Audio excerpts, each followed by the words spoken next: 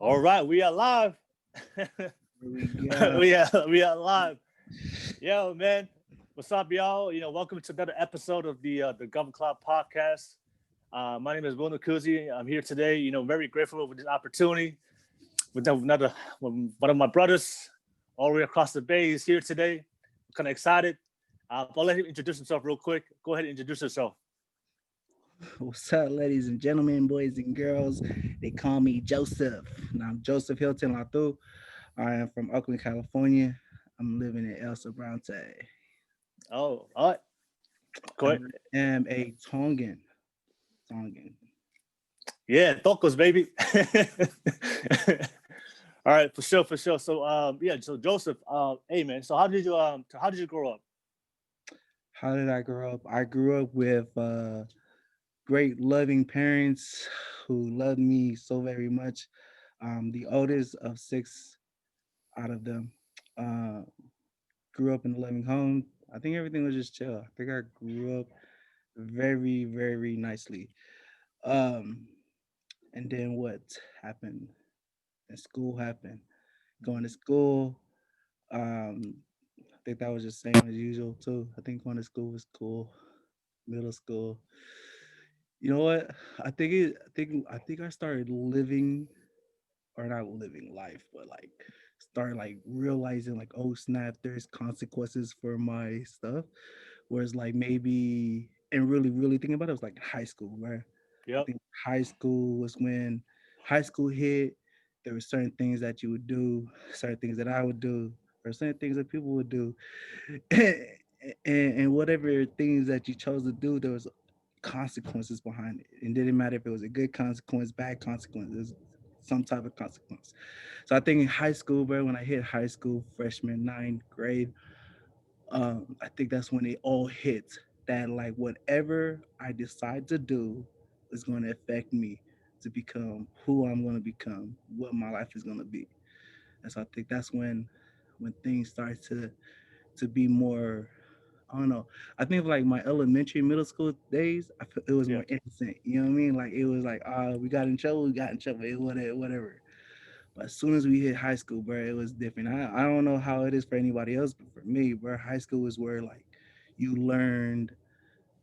You don't learn like to me, like you'll learn like what is it in high school? Like the stuff that you see in movies, right? Mm-hmm. Like the people who is popular, jocks, this, that, and stuff. Everyone had that in their own kind of sense of things in their own high school. You know what I mean? And so when I went to high school, it was like shit, like who to be with, who to become, who to chill, because high school was was like the start of who you're really going to become in the future. That makes sense? Yeah, I feel like high school is where we try to figure out our own self identity of who we are. Exactly. Yeah, Because right. We try yeah, because we because see we go ahead. no, because I was saying like because elementary, bro, we were just like I don't know. My elementary, I would play with my friends Power Rangers, bro. I remember that stuff. It was so innocent, you know what I mean? Like we Yeah, would yeah, do yeah. innocent things, and then when we came to middle school, it was still like it was still sports, or it was still a little bit innocent, but we kind of knew like, oh, that was kind of bad, right? Hmm, I hmm. feel like as soon as we hit high school, bro, it was like, oh shoot, this is it right here, like peekaboo, you in the real world, like kind of. I was just like, damn. So yeah, man, I think high school is when I started to notice what life may be or may come. You know what I mean? Hmm. Um, and like you said, bro, high school is what we it kind of builds you or molds you to who you was going to be years from now in. So I think that's crazy, man. So I think high school, man, is when I started to be like trying to figure who I was, like which crowd I wanted to be in. You know what I mean? I went to high school and it was filled with Asians. Hmm. It wasn't that many Tongans, but I think we had a good like six people that was Tongans that was over there. So I didn't Would you grow up. I would you go went to high school at? to the mighty Oakland High Wildcats. You know what I mean? Let them know. Let it be known. I went to Okay. Oakland High, man. I went to Oakland High from 2000 to 2004, class of '04. What it do? Hello. So man, that was me, man. So I went to Oakland High, and it was dominant Asians, bruh. all types of Asian. You Hmm. had Vietnamese, Chinese, Cambodian, Laos, Meows, Thailand, Japanese. Now you had everything. And so like, so I say like a good 60% was that, a good 20% was like black. You got your Mexican, your Hispanics out there. Yeah, it was only six of us, bro. It was only six Tongans, Polynesians. And then when it became to my senior year, that's where like a few more Polynesians came. But yeah, I didn't go to school with a lot of Polynesians, and so I went to school with a lot of Asians. That's weird. That's dope though. Um, so I didn't really experience what it is to be Tongan American. You know what I mean? Like Yeah. I feel like So what was your so what was your self identity looking back when you were in high school? Like, I was just trying to see which. I mean, at that moment, at that time, I was just trying to see like just I was an observer, man. I was just kicked back like, what the heck? This is crazy, right? I mean, I still had some of my friends that came from middle school with high school, and so like I would stay with them. But then eventually they would like break off and go to their little crowds. hmm Um, so what did I identify? I guess I identify as Asian, bro, because that's the closest thing that if you go, bro, back in my generation, if you go back and you write down like what you are, they put hmm as an Asian Pacific Islander. So yeah, yeah, yeah, Asian, you know me? yeah, So that's why I identified as was Asians when I was in high school. As I was like, I thought I was one of the Asians. Yeek. yeah, yeah. Well, that's Did, crazy. did you struggle with that, like, you know, growing up with a lot of Asians, but knowing that you're a Tongan man, you're Tongan, you're born Tongan, and trying to figure out like what it is to be Tongan. Like, did you struggle with trying to figure out your identity as a Tongan? Because like, cause that's one thing I hear about a lot of Tongans that grow up in America, especially when they don't grow up in an environment with a lot of Tongans, is like they feel like they're trying to Yeah, trying to figure out that what does it trying to mean to be understand. Tongan, their Yeah, own culture, their own language. Yeah. um, you know what? To be honest, nah, I didn't struggle with it because I still had the culture of Tongan in me. Yeah. Me, like school was school, great, but I still had my family at home, right? Which Okay. Got you. I had church on Sundays, which was Tongan. So Yeah. I still had the whole Tongan vibe around me. Like it didn't go away from me. And so I Yeah. didn't struggle. Like when I went to school, I was Joseph, but I knew where I came from. You know what I hmm mean? People were like, "Hey, you Asian Pacific Islander?" Like, nah, nigga, I'm Tongan. Like, chill, man. Duh. yeah. But it never like it never affected me to make me question what am I? You know what I mean? Yeah. What you're like, because I'm Tongan, right? I Yeah. walk around pride like, hey, what are you? You Hawaiian? Like, nah, nigga, I'm Tongan. So no, it didn't. It didn't affect me. hmm If anything, it kind of gave other people awareness because around my time, Polynesian was just not going up. You know what I mean? Yeah. Everybody knew Hawaiians because of the island of Hawaii. And hmm so every time anybody would see Polynesian, they'd be like, "Hey, what are you Hawaiian?" Be like, "Nah, we're Tongan." And hmm so it gave a chance to let other people know, like we're also, we're a community of family, but we're broken up just like how when I grew up with Asians, there was all different type of Asian. Like hmm everybody thinks it's just Chinese people. Like, nah, there's different people. Like there's Vietnamese. And that's how I kind of explain it to them. Like that's what Tongan is that we are a branch off what Big Polynesian Island are. And so, yeah, bro, I thought it was an opportunity to give them awareness. Like, oh, okay, there's other than just Hawaiians out there. So I think that was cool. I mean, it was really cool. Yeah, didn't never really struggle with it just because I had it other than school. You know what I mean? I came home, my parents were speaking Tongan. I grew up with my grandparents, they spoke in Tongan. Yeah. You know, when we go to school, when we go to church, like church ceremonies or like all their stuff that's in Tongan and the hymns, man, beautiful hymns, Tongan, bro. Yeah. That's Um, facts. right? So and then yeah, bro. And throughout my high school, I was a piano player for the church that I went to. hmm And being able to listen and hear. So I was always surrounded by the culture, right? By the people, by the OGs and learning from them. I think that hmm was so dude, I was able to do that. Dude, just not thinking about it just makes me gives me goosebumps, bro, because I was able to like be around them and grow up with them and hear their stories about music. You know what I Hmm. mean? Because I take music passionately, bro. Hmm. Um, just because of what it's done to me and how much it has affected me till now. Um, like if you would hear me play, I would play these hymns a different kind of way. And the way that I would play them is what I grew up with. And I Hmm. grew up with Oakland. I grew up with my Tongan heritage. You know what I mean? And I grew up with the music that made me. And I combined all of that into my playing. And so I think that's pretty dope. But yeah, man, I just lost the question, bro. So No, no, no, it's good. you're gonna have to remind me the questions every now and then because sometimes I No, ramble off, bro. So it's all let good. me know when you So, want. so what wa- what was the biggest struggle for you growing up um, as a Tongan man? You know, what was the hardest thing that you had to go through as a child, that being a Tongan man? Um, what was the most struggle for me being a Tongan in America? Yeah, of course, yeah, because you grew up in America. So what was like, you know, in your experience growing up as a Tongan, what was the hardest things that you went through, the struggles you went through?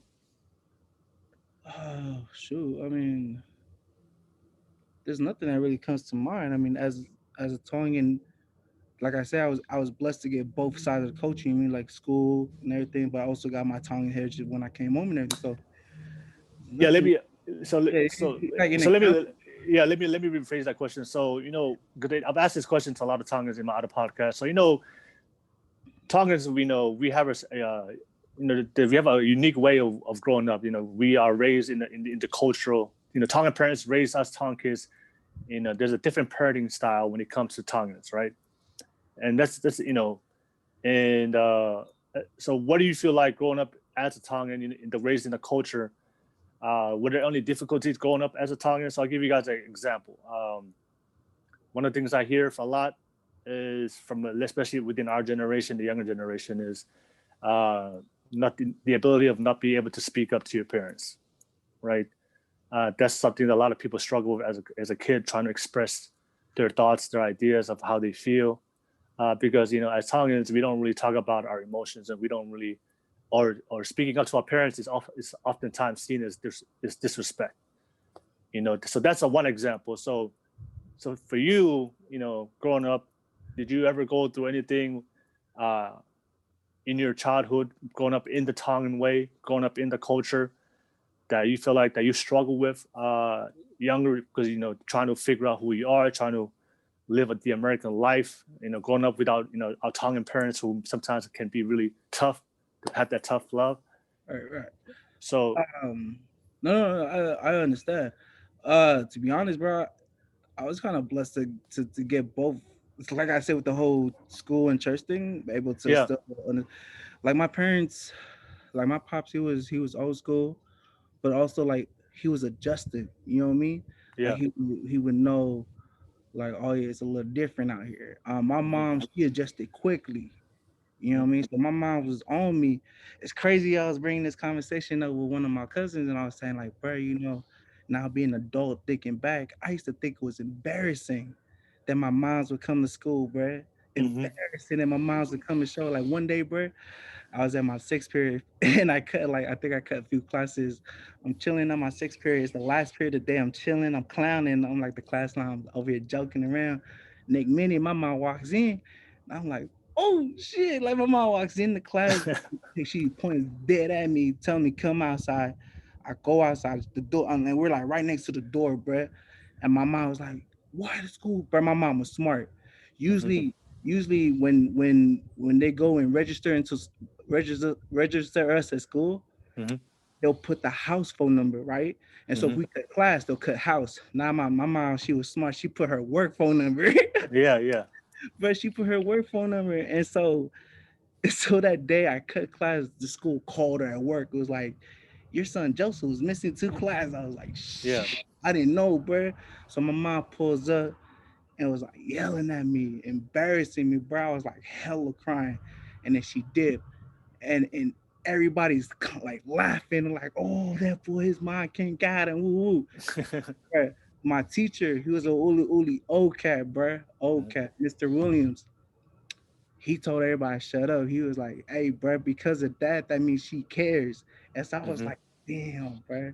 And now me thinking about it, bro, when my mom's came, I think that was dope that she did that because like, it shows, bro, she cares. So she adjusted. You know what I mean? She adjusted to the times when she came to America. She knew it was a little different, and so that's how it was. That's like saying, bro, like I wasn't. It was no struggle. It was just me being a brat, bro. Oh, okay. Like, you know what I mean? I was just a bratty kid. Um, growing up. Like even though I knew where my heritage was, I was Hmm. still able to live like nicely. You know what I mean? Like chill with my family where they're able to do things. So I think it's just been cool. I don't think there was really much a struggle for me, man, to like really understand what it is to be Tongan and what it is to be American. I was blessed to get both at that same time. You know what I mean? Okay, so what did you see as far as well with your circle of friends? I'm sure you grew up with a lot of Tongan friends. Also, you had some Tongan family members, Yeah, right? a lot of Tongan So family yes. members. So what do you see in your circle of among your friends, among your family members? What do they struggle with Oh, amongst them. amongst them? Yeah, what's the most common thing that you see among your Tongan friends, Tongan family members? What's something that they struggle with a lot? That you see that happens, that's prevalent, that happens, that's common among your friends, among your family members. You know what was one of the struggles growing up, that we would talk about is how our parents would bring religion and culture together. That was the struggle. Oh my gosh. Oh man, yeah, yeah, You know what that's I a mean? whole other That topic that right here. that Yep. one right there, I think that was the biggest struggle ever for me, Yeah, bro. let's talk about this. Yeah, go ahead. You know what I mean? The faith. You know what I mean? The heart that our parents give, bruh. I think that was like a what for what? You know what I mean? Hmm. He thought I was comfortably like I was comfortable and everything. Like I didn't have everything, but I was okay with what I had, you know what I mean? Hmm. But we could have had much more because like from high school and through my whole 4 years, I would see these things, see how much my parents would give, my grandparents would give so much, bro. Until the Yeah, point they be like, all right, we spent the whole week's a check. So yeah. we gotta wait for the next one. And I always that was the struggle for me, bro. I couldn't understand that. I was like, why y'all do that, bro? Until now, but you know what I mean? Like I would hear stories about why Tongan has so much faith with God, you know what I mean? Like you hear stories about stuff like that. So I think looking back at it, I was like, damn, that's dope. But yeah, that was one of the biggest struggles for me, bro. For them to put so much into like the religion and stuff like that. Based on what you saw, why did you feel like our parents or Tongan parents? Why do you feel like Tongan parents give so much to the point where their own family suffers? Like, why do you feel like, in your own opinion, why do you feel like Tongan families do that or Tongan parents do that? Because I see that a lot. I see a lot of times where I see families give their rent money, give their paycheck, It's and their family suffers. They suffer financially. There's no food at home, but they'll give thousands and thousands of dollars. Um, to the missionales, to the lipaangas, to the functions, to the church functions. Like, why do you feel like, in your opinion, in your own experience? it's just what they grew up in, bro. Like our parents grew up with faith, bro. If you know about Tonga, like you're from Tonga, right? Yeah, What is the seal about, like, bro? Like you know what I mean? Like isn't the cross, right? The cross yeah. represent Christianity or represent like God, right? Kind of. Am I right? Well, I remember I was doing. It's funny you brought that up because I saw a whole discussion about that online.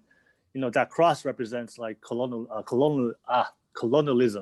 You Yeah. know, being colonized Uh-huh. by the Balangis, and they kind of like use that as a symbol, and they determined our flag. Not really, it wasn't us that we picked our flag. Ooh, I didn't know that. I didn't know that. Yeah, Man, yeah, yeah, man. that's a whole different subject right there. Yeah, yeah. the story I heard is that that cross on the flag it represented Christianity or like you meant, But that's how that's how white people took over the world. Is they right? use religion as a tool to colonize people, to imperialism, right? To conquer people, Right, right. right? But That's so before they came, what was it before? You know what I mean? I mean, we didn't they still there believed was in the there was higher no power, right?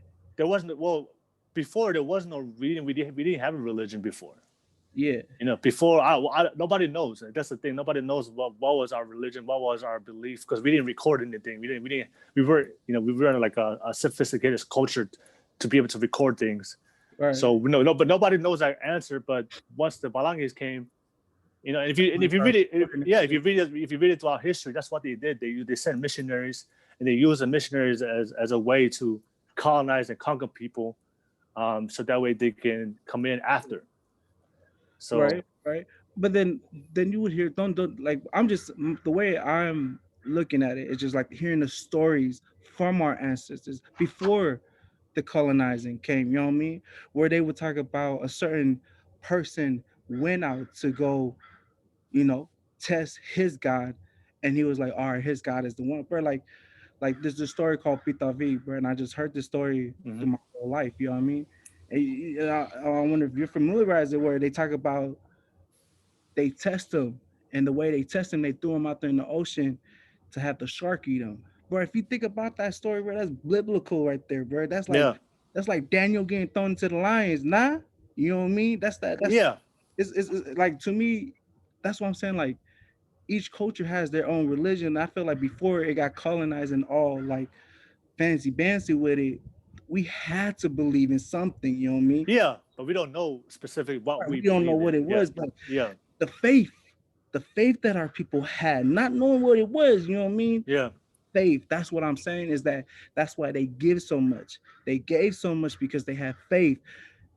And if you take away, you know, if you take the whole colonized thing away, but they had faith in something, like this guy, Pita V, had faith in some kind of God that he was going to make it, you know what I mean? And so that's what I'm saying. Like, it's just our people have faith knowing that even though they're going to give all this, they feel like they're going to get in some other kind of blessings. That makes sense. yeah, yeah. Well, the way I see it is, one thing about our people, we're a tight knit community, right? We are very close with each other. We're loving people. We love to give. Right. We have that Tongan love, the Islander love. But I mean, for me, sometimes I feel like people just give because um, we are very judgmental culture as well. A lot of families, a lot of families don't give money because they don't want to be talked about. You No, know, I know what you mean. Yeah, yeah. there's a lot of pressure to please the community, to please your family, to not Yeah. be seen to not be seen as poor, or not be seen. Oh, look at that family; they couldn't give any money. They weren't able to give any monies to the church or to the functions, so they must be struggling. So because we're very prideful people, we have Right. this we want to be strong, like this warrior mentality of Islander mentality that we have growing up in the islands, coming from Tonga. We have this. We want to be strong all the time. So being seen as like with nobody, like we don't like to be seen as struggle, because that's seen as a weakness, being vulnerable. True. True. So sometimes I feel like and that's what I feel like. Of course, there are other Tongans out there that have strong faith. They want to give at the goodness of their heart. Of course, I've seen it a lot of times, but I also see Yeah. there's a lot of Tongans out there that just give because they just feel the pressure, man. They don't want to be talked about, and I feel like that's also that they care more about what people think of them more than their own financial situation. It's Yeah, I know what you mean. And I've seen that too. You know what I mean? I've seen that, and I mean, but my thing is like I'm not in their shoes. Like even though I see it, like yeah, man, they just doing for clout. But maybe they not. You know what I mean? Like I can't really jump on yeah. it. I'm not saying it happens. It's for Yeah. everybody. No, no, It's I know. different. But Yeah, yeah. but when it But comes to that but I think you just brought something that kind of brought another struggle to me was that like how you were saying um there's a lot of talk. You know what I yeah. mean? Like our people Now like to be, gossip, you know, gossip. they Muito so lalo. lot of way, hey, so yeah, you know what I mean? Like, oh Yeah, shit, yeah, check that out. Like woo woo. I think that was one of the things that I kind of hated, bro, is that when my parents would be like, man, you know, when you go out there in the world, you take our name with you. And I was like, oh, I guess. And you know what I mean? Like, I'm in high school at this time, and like, what if I get caught doing something I'm not supposed to be doing? Like in the Polynesian eyes or in the Tongan eyes, how I see it is that like when somebody else see they kid doing something, they blame the parents. You ever caught that Yeah, before? that's our culture. That's our culture Yeah. right there. And so like I hated that, bro. I hated the fact that my parents and my grandparents be like, you can't go do wrong because it come effect on me. And I was like, what? Like it didn't like it didn't like I didn't understand it. Like what you mean? Like it's going to come back on them. You know what I mean? Yeah, yeah. I think that's for all cultures. I think that's every culture. Right. Whether So, yeah, you that's what I know was saying. how, I hated how that, bro. But yeah, that's all cultures, huh? Like even yeah, it's like yeah, yep. Because the they kids, the kids. What we do as kids is a reflection of the parents. so that's in all cultures then, huh? Yeah, it's But a yeah. It happens to all cultures. But I do notice in our Tongan culture, the parents use their kids as their way of showing uh, their success. If the kids are doing well, that means that the parents did a great job, oh, right? so if the kids is not doing well, then the parents didn't do a good job. Yeah, that means the parents did a good job, but that means they're lacking. You know, And that's I think you that's see how. this. You Well, see how it do all the time. We see it all the time. Like when something happens to a guy, something happens to a girl. You hear it among Tongans. Oh, go yeah, ahead, go ahead, tamsi go. Go tahin na hai, right? Go tamsi hai. How yeah, way and they all just they start like pitying the family, because yeah. the kid that way. Yeah, I I think that was the most stupidest thing, bro. Because you gonna judge a family off of one mistake or for one kid or of one, you know what I mean? Like I think that was yeah, stupid. Like because I would hear stories, bro. Like you know what I mean? I would see it and I'd be like, man, you can't judge the parent off of that one kid just because that kid did something else. You know what I mean? Like I feel like our parents' job is to give us the tools and let us understand, and we go out and do it. And if we fail, we fail, bro. I yeah. think what it is, bro. I think we don't talk about the failing. You know what I No, we mean? don't. We don't talk about how it's okay to be like, bro, if you fail, it's okay. Come on, jump back on it. We don't talk about that, bro. I think that's one of the things that we didn't really catch. You know what I mean? That it was okay to fall and come back up. That makes sense. Yeah, because like I said before, like we as Polynesians, we're very prideful. We have this mentality that we have to be strong all the time. So nobody wants to talk about you see that a lot. Our parents try to raise us as perfect. They want us to be this perfect son, this perfect daughter, um, and then sometimes maybe it'd be more. There's more pressure on the girls to be more perfect, but we never they never talk about uh, mistakes. They never talk about failure. They always, hey, but do it. Just every time they encourage us kids, just do the right thing, live the right path, be a perfect son, be a perfect daughter to society.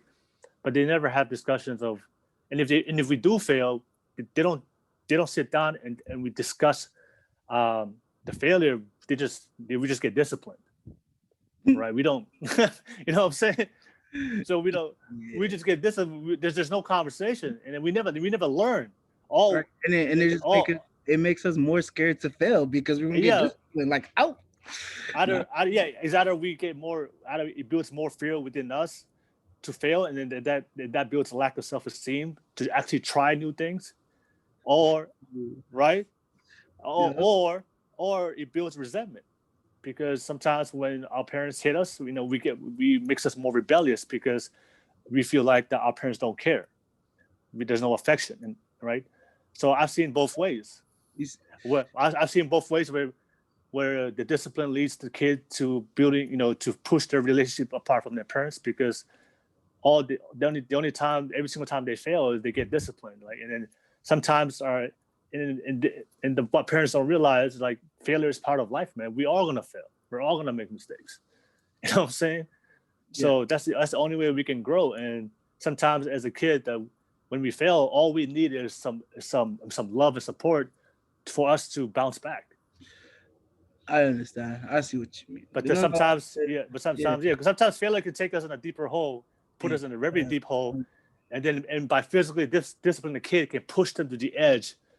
And that's why sometimes we see a lot of poly suffer mental health, depression, suicide, anxiety, because sometimes they just need that love and support from their parents, but they don't get it. And then especially when they fail and then they get disciplined, it just makes it worse for them. So that's something I see a lot. Right. You know, and I hear stories about that. You know what I mean? And it's sad, bro. It's sad to hear stories like that. But I feel like now that we're starting to hear these stories, we're starting to see these things. Our parents and people that's a little older than us are starting to be aware. Like, oh shoot, you know, maybe I shouldn't have done that. You know what I mean?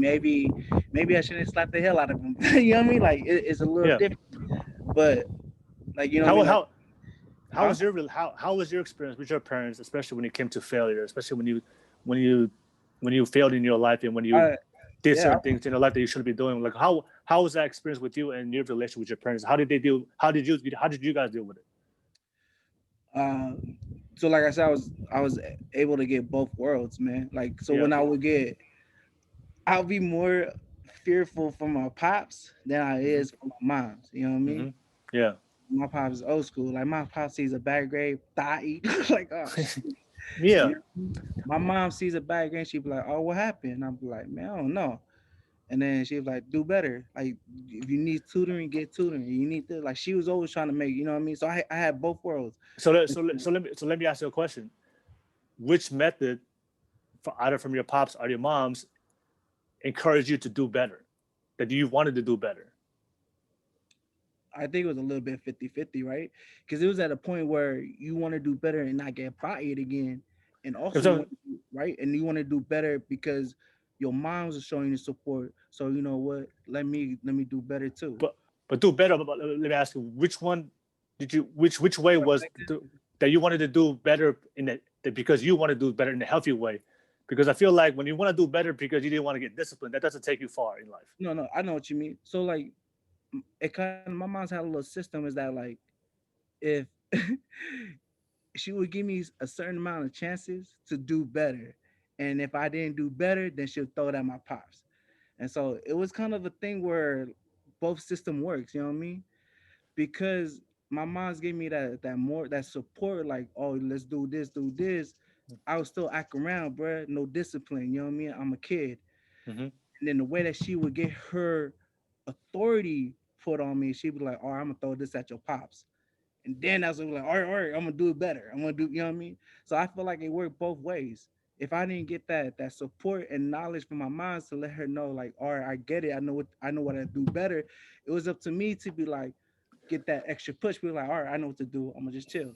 But my Mm-hmm. mom knew me better. She was like, all right, because you already comfortable, I'm gonna get your pops to push you more. And so, you know Mm-hmm. what I mean? So it go both ways for me. Okay. So yeah. So what? What's up? So what? So yeah. So did you ever have this? Did you ever have discussions regarding of your failure, or was it just you only had the discussion with your mom? Did you ever discuss it with your dad, especially when he failed? Or was it just straight discipline? Uh, it wasn't always straight discipline for my pops. It was to the point of like if it was a stupid mistake, straight discipline, Yeah. like you know Yeah. what I mean? Like Yeah. okay, I get that. That's but if it was something that I could learn from it, you know what I mean? He'll Mm-hmm. he'll try to make me understand and then they hit me like all right. Or no, it'd be like no sorry, it'll be hit me. He'll hit me first and then he'll describe like he'll explain. Yeah, so that's what it was. It's like he'll so if it was a stupid mistake, he'll just die in me. I'm like, bro, Mm-hmm. do better. But if it was a mistake that I can learn from, he'll hit me and then afterwards he'll take me to go eat and then he'll explain to me like, you know what? This is why I hit you. You know what I mean? And Yeah. teach me in those kind of moments. And so that's what it was with him. Is that that's why I'm a little healthy. You know what I mean? Because I was getting but yeah, that's what it was. But I was just grateful and blessed to have both teachings. You know what I mean? Both sides of the worlds coming onto like I said, bro. My mom's came out here and she adjusted. She came out here at 17 Mm-hmm. and she adjusted. She was like, all right, I had to flip it on him. So I was blessed to get both ways. Yeah, but is that something you see a lot with your friend? With a lot of your friends and family is they don't really talk about failure. They don't really talk about uh, Yeah, failure and making no, mistakes. yeah. I mean, it is something that when we were growing up, now we didn't talk about it. But I feel like now when I do see people younger than me or my same age, we talk about it like, hey man, like remember when we did this? And we was just like, man, it was like we will talk about our failures, you know what I mean? Hmm. Hmm. And build each other up within each other, amongst each other, you know what I mean? Hmm. And so I know it's kind of tough, bro, that we some people out there, some of my friends and family didn't have um, had different upbringings on their own side. But I feel like as us now, when we get together, bro, we talk about that. And then we understand like what you're doing right now. You feel me? You're trying Hmm. to give awareness to those to be like, you know what, because of these upbringings, it kind of messed up this kind of way. You know what I mean? Hmm. Yeah. So I think I think it's up to us, bruh, to break that whole cycle. What you know what I mean? Like we need to break that cycle. Like now that we're here, now that we aware, and now that we see it, like let's do something to be different about it. Oh, that is true. Yeah, I think it's up to us to break the cycles because we're the ones that are willing to talk about it.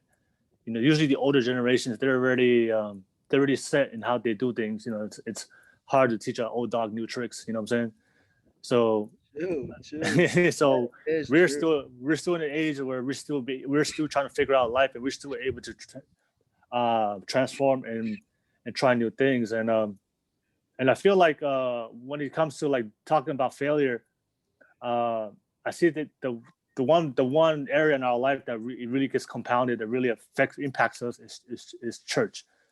Because as Polynesians, church is a foundation of who we are. God is a foundation of who we are in our life, who we become in our character. Because we grow up within the church, within the faith. But sometimes the pressure can be so great that I see a lot of Tongans, I see a lot of people, because of the judgment, of the criticism, because of the pressure to be spiritually perfect. And when they fail, or when they fail to meet up those expectations, and the criticism they get from church, from other people, that can definitely put them in a dark place where they start giving up on their faith, where they start feel like they're not worthy enough to come to church. They just feel like that, they feel like they feel the labels. Everybody's labeling them. Oh, that person is a alcoholic. That guy is a smoker. Don't how Tongans are. They'll put labels on people that living an opposite lifestyle. That especially those that may not live that gospel life. If you know what I'm saying. And they kind of like ostracize or out, or put them on the side on their own category and make them feel left out. But I feel like, and that's something I always have to tell my cousins, especially my family, that that we all make mistakes in life. Just because you smoke, just because you drink, just because you do certain things, does not make you less worthy of God's love. I always tell them, man, like God always is gonna welcome you back. Just come to church, just come to church. Not because for what people, not because you want to please people or what people are gonna say. Just come for your own salvation, bro. And that's the thing Mhm. how I live my life. I'm not a perfect person. I know I do make mistakes. I do certain things that I need to improve on in my life. But I'm a man. At the end of the day, I'm a human. Mhm. But but I understand that my own salvation is, God loves me no matter what, and I always gonna make time and make effort to go back and to for my own salvation. And but before, when I was younger, I used to feel that pressure where if I did certain things, if I Yeah. did smoke, if I did drink, then I just felt like, man, I felt unclean. I felt like that wasn't worthy, and I felt like that people, people, I'm less than I'm less deserving than everybody else. My value, my worth is not as high than everybody else that's Ew, bro, perfect. you used to think like that? Yeah, man. Yes, I used to think Nah, like that, man. you tripping, bro. You crazy. You know You that, know, I right? know, I know. I grew up with Crazy. That the way you I grew up with my grandma in Tongan, so she was like hardcore. oh, So bro. she was Man, hardcore when it came to religion. When it came to religion, like we would wake up 4 o'clock in the morning and pray. I remember she used to like tell us, "Hey, man, if you do this, you go to hell. If you do this, Oh, shoot. you know what I'm saying? Yes, like she was hardcore. So I grew up thinking that way. Okay, if I make one mistake, then I'm gonna go to hell. Then my life is ruined. But then you learn in life that mistakes is part of life. Right, right. Is But yeah, to get that building to you as a young kid, to have that, you know what I mean? maybe I It's mean I know you what don't you see that. Do you see that? I mean, you're Mormon, right? So yeah, you know what I'm talking about. Man, there's a lot of Mormons, man. A lot of Mormons struggling, man. A lot of struggling with that. you know what? You're right. I'm not even gonna lie. Like, especially, I mean, I moved back from Utah. I lived in Utah for 2 years. Yeah. Shout out to Utah. I loved it in Utah. Utah was beautiful. I learned a lot. And you're right, bro. You would see out there that everybody would try to live a certain way. You know what I mean? Like, I don't know what it was, bro. I just felt like just be you. You know what I mean? Like, but then I felt like everybody was just like, you know what? I can't show weakness, or I can't show my sins, or somebody would think less of me. Woo woo. Yeah. Exactly. Yeah. I didn't have that mindset, bro. Cause I went to feel me. I'm from Oakland, Yeah. and being a nigga from Oakland, bro. Like, the church I went to had none of that, bro. Like, bro. I don't know, bro. Like I told you, I'm the piano player, bro, and Mm-hmm. so I'm playing piano. There's a moment in time in my life that was a dark moment that I was going through, bro. That where I would just go up there play piano because I thought it was a job, my nigga. Yeah. Where I didn't think of anything about it. I didn't think it was spiritual. I was just like go up there, do whatever, bam. Um, but no matter how I felt about the church or how I presented myself when I played the piano, I'd always get a hand on my shoulder saying, "Hey, you good, brother? Brother, Mm-hmm. you good?"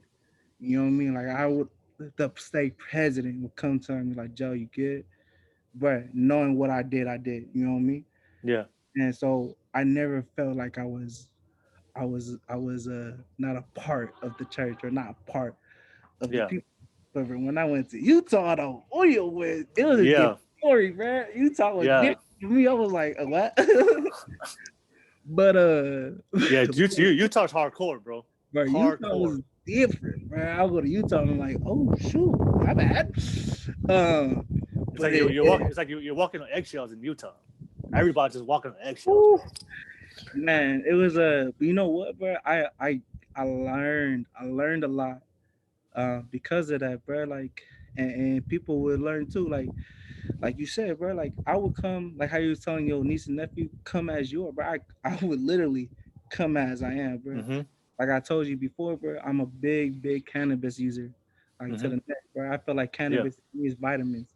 You Yeah. know what I mean? And I don't see anything wrong. I'm gonna throw that right now. I don't see Yeah. anything wrong with cannabis, even being a member of the Church of Jesus Christ of Latter-day Saints. I feel Mm-hmm. like it go hand in hand.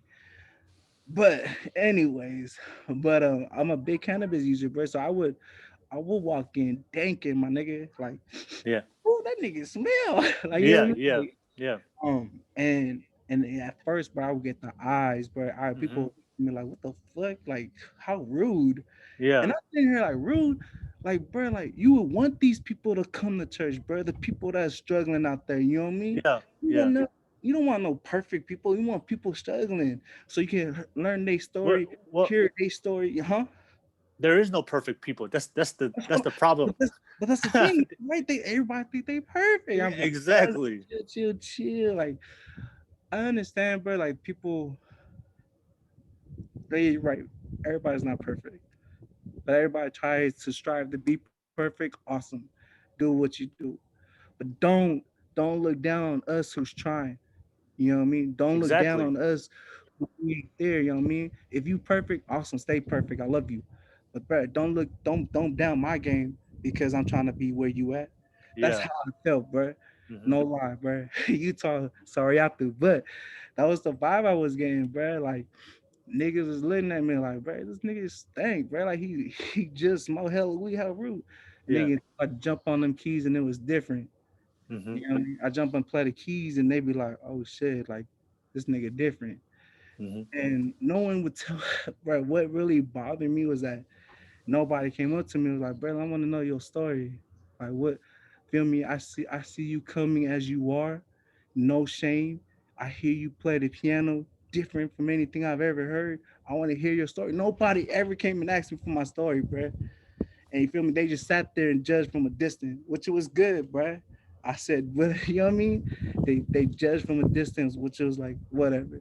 The the the hand group of people that came up to me, I appreciate them because those are the people that helped me when I was out there in Utah. You know, Hmm. what I mean? Besides my family, besides my siblings that was out there, these group of people that was out there that helped me, man. Shout out to them. But that's what it was, bruh. Is that like they would judge me off the back and it would hurt, man. Until like they would hear my story, until I go bear my testimony and be like, damn, bruh, I didn't know that. You know what I mean? So, but Yeah, yeah, that's you see that a lot, that people would judge you, um, and never knowing what you went through, man. Not even know your whole life story. I think one of my favorite quotes is, uh, "Don't judge my life story by the chapter you walked in." You just saw one chapter. You know what I'm saying? But you didn't see my whole life story. So don't judge me based you on the read the chapter whole of my book. life. You gotta You read on the whole the bad book. chapter. Exactly. You just saw Right? the worst chapter of all the Right? chapters. You jumped in when everything is bad. Come on, man. Hey, yeah. You don't see the other chapters, all the good I've done in my life. You know what I'm Yeah, saying? man. But nah, hey, that's dope looking in the year, man. Don't hit me up just because you jumped in the story too late. Um, but yeah, bro. But yeah, I had like I think it Oh, was but let me ask you, like, what, because that situation, is tough, man. Right? That's, even though you talked about it so lightly, but the reality is, that situation is actually really, really a dark place. So I want to ask you is what keeps you going, man? Like, some people can't handle that negative judgment from people. People fold, and sometimes people go back to their old ways and doing things that may end up hurting them in their life. But I want to ask you is, I know it was tough for you. It's like, but what kept you going every day when you saw that judgment, when you saw people that you knew that they didn't, and sometimes people, you can tell some people they don't want you there, like they don't want you at church. I bet you felt that vibe.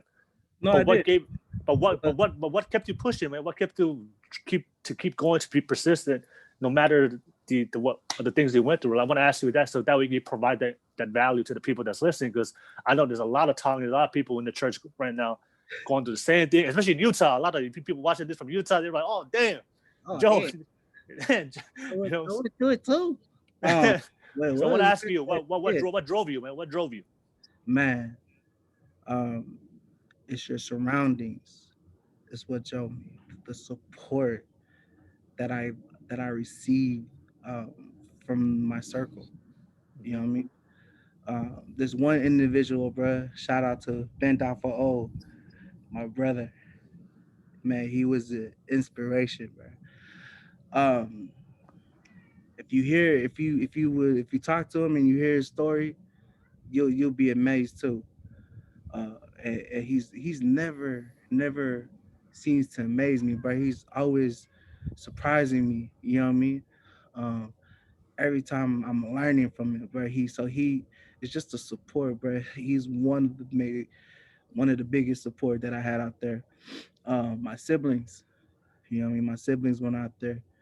Um, just them always making sure that I was good. Like I said, bro, I'm the oldest of six. You know what I mean? Yeah, yep, yep. And me being the oldest, you feel me? Like there's this image that everybody has of you when There's a you're lot of the oldest, expectations, and right? that's expected of you. Yeah, yep. But I didn't fall in that. You know what I mean? I didn't Mm-hmm. fall in what people expected me to be. I was like, I'm gonna be me. Mm-hmm. But because of that, people still look. You know what I mean? And so they be like, man, he's the oldest, and you know what I mean? He doing Yeah. this. I'm like, yeah. But my siblings, they didn't see it that way, bro. They seen it as like, man, he's my brother. He need help. I got him, and that kept me going.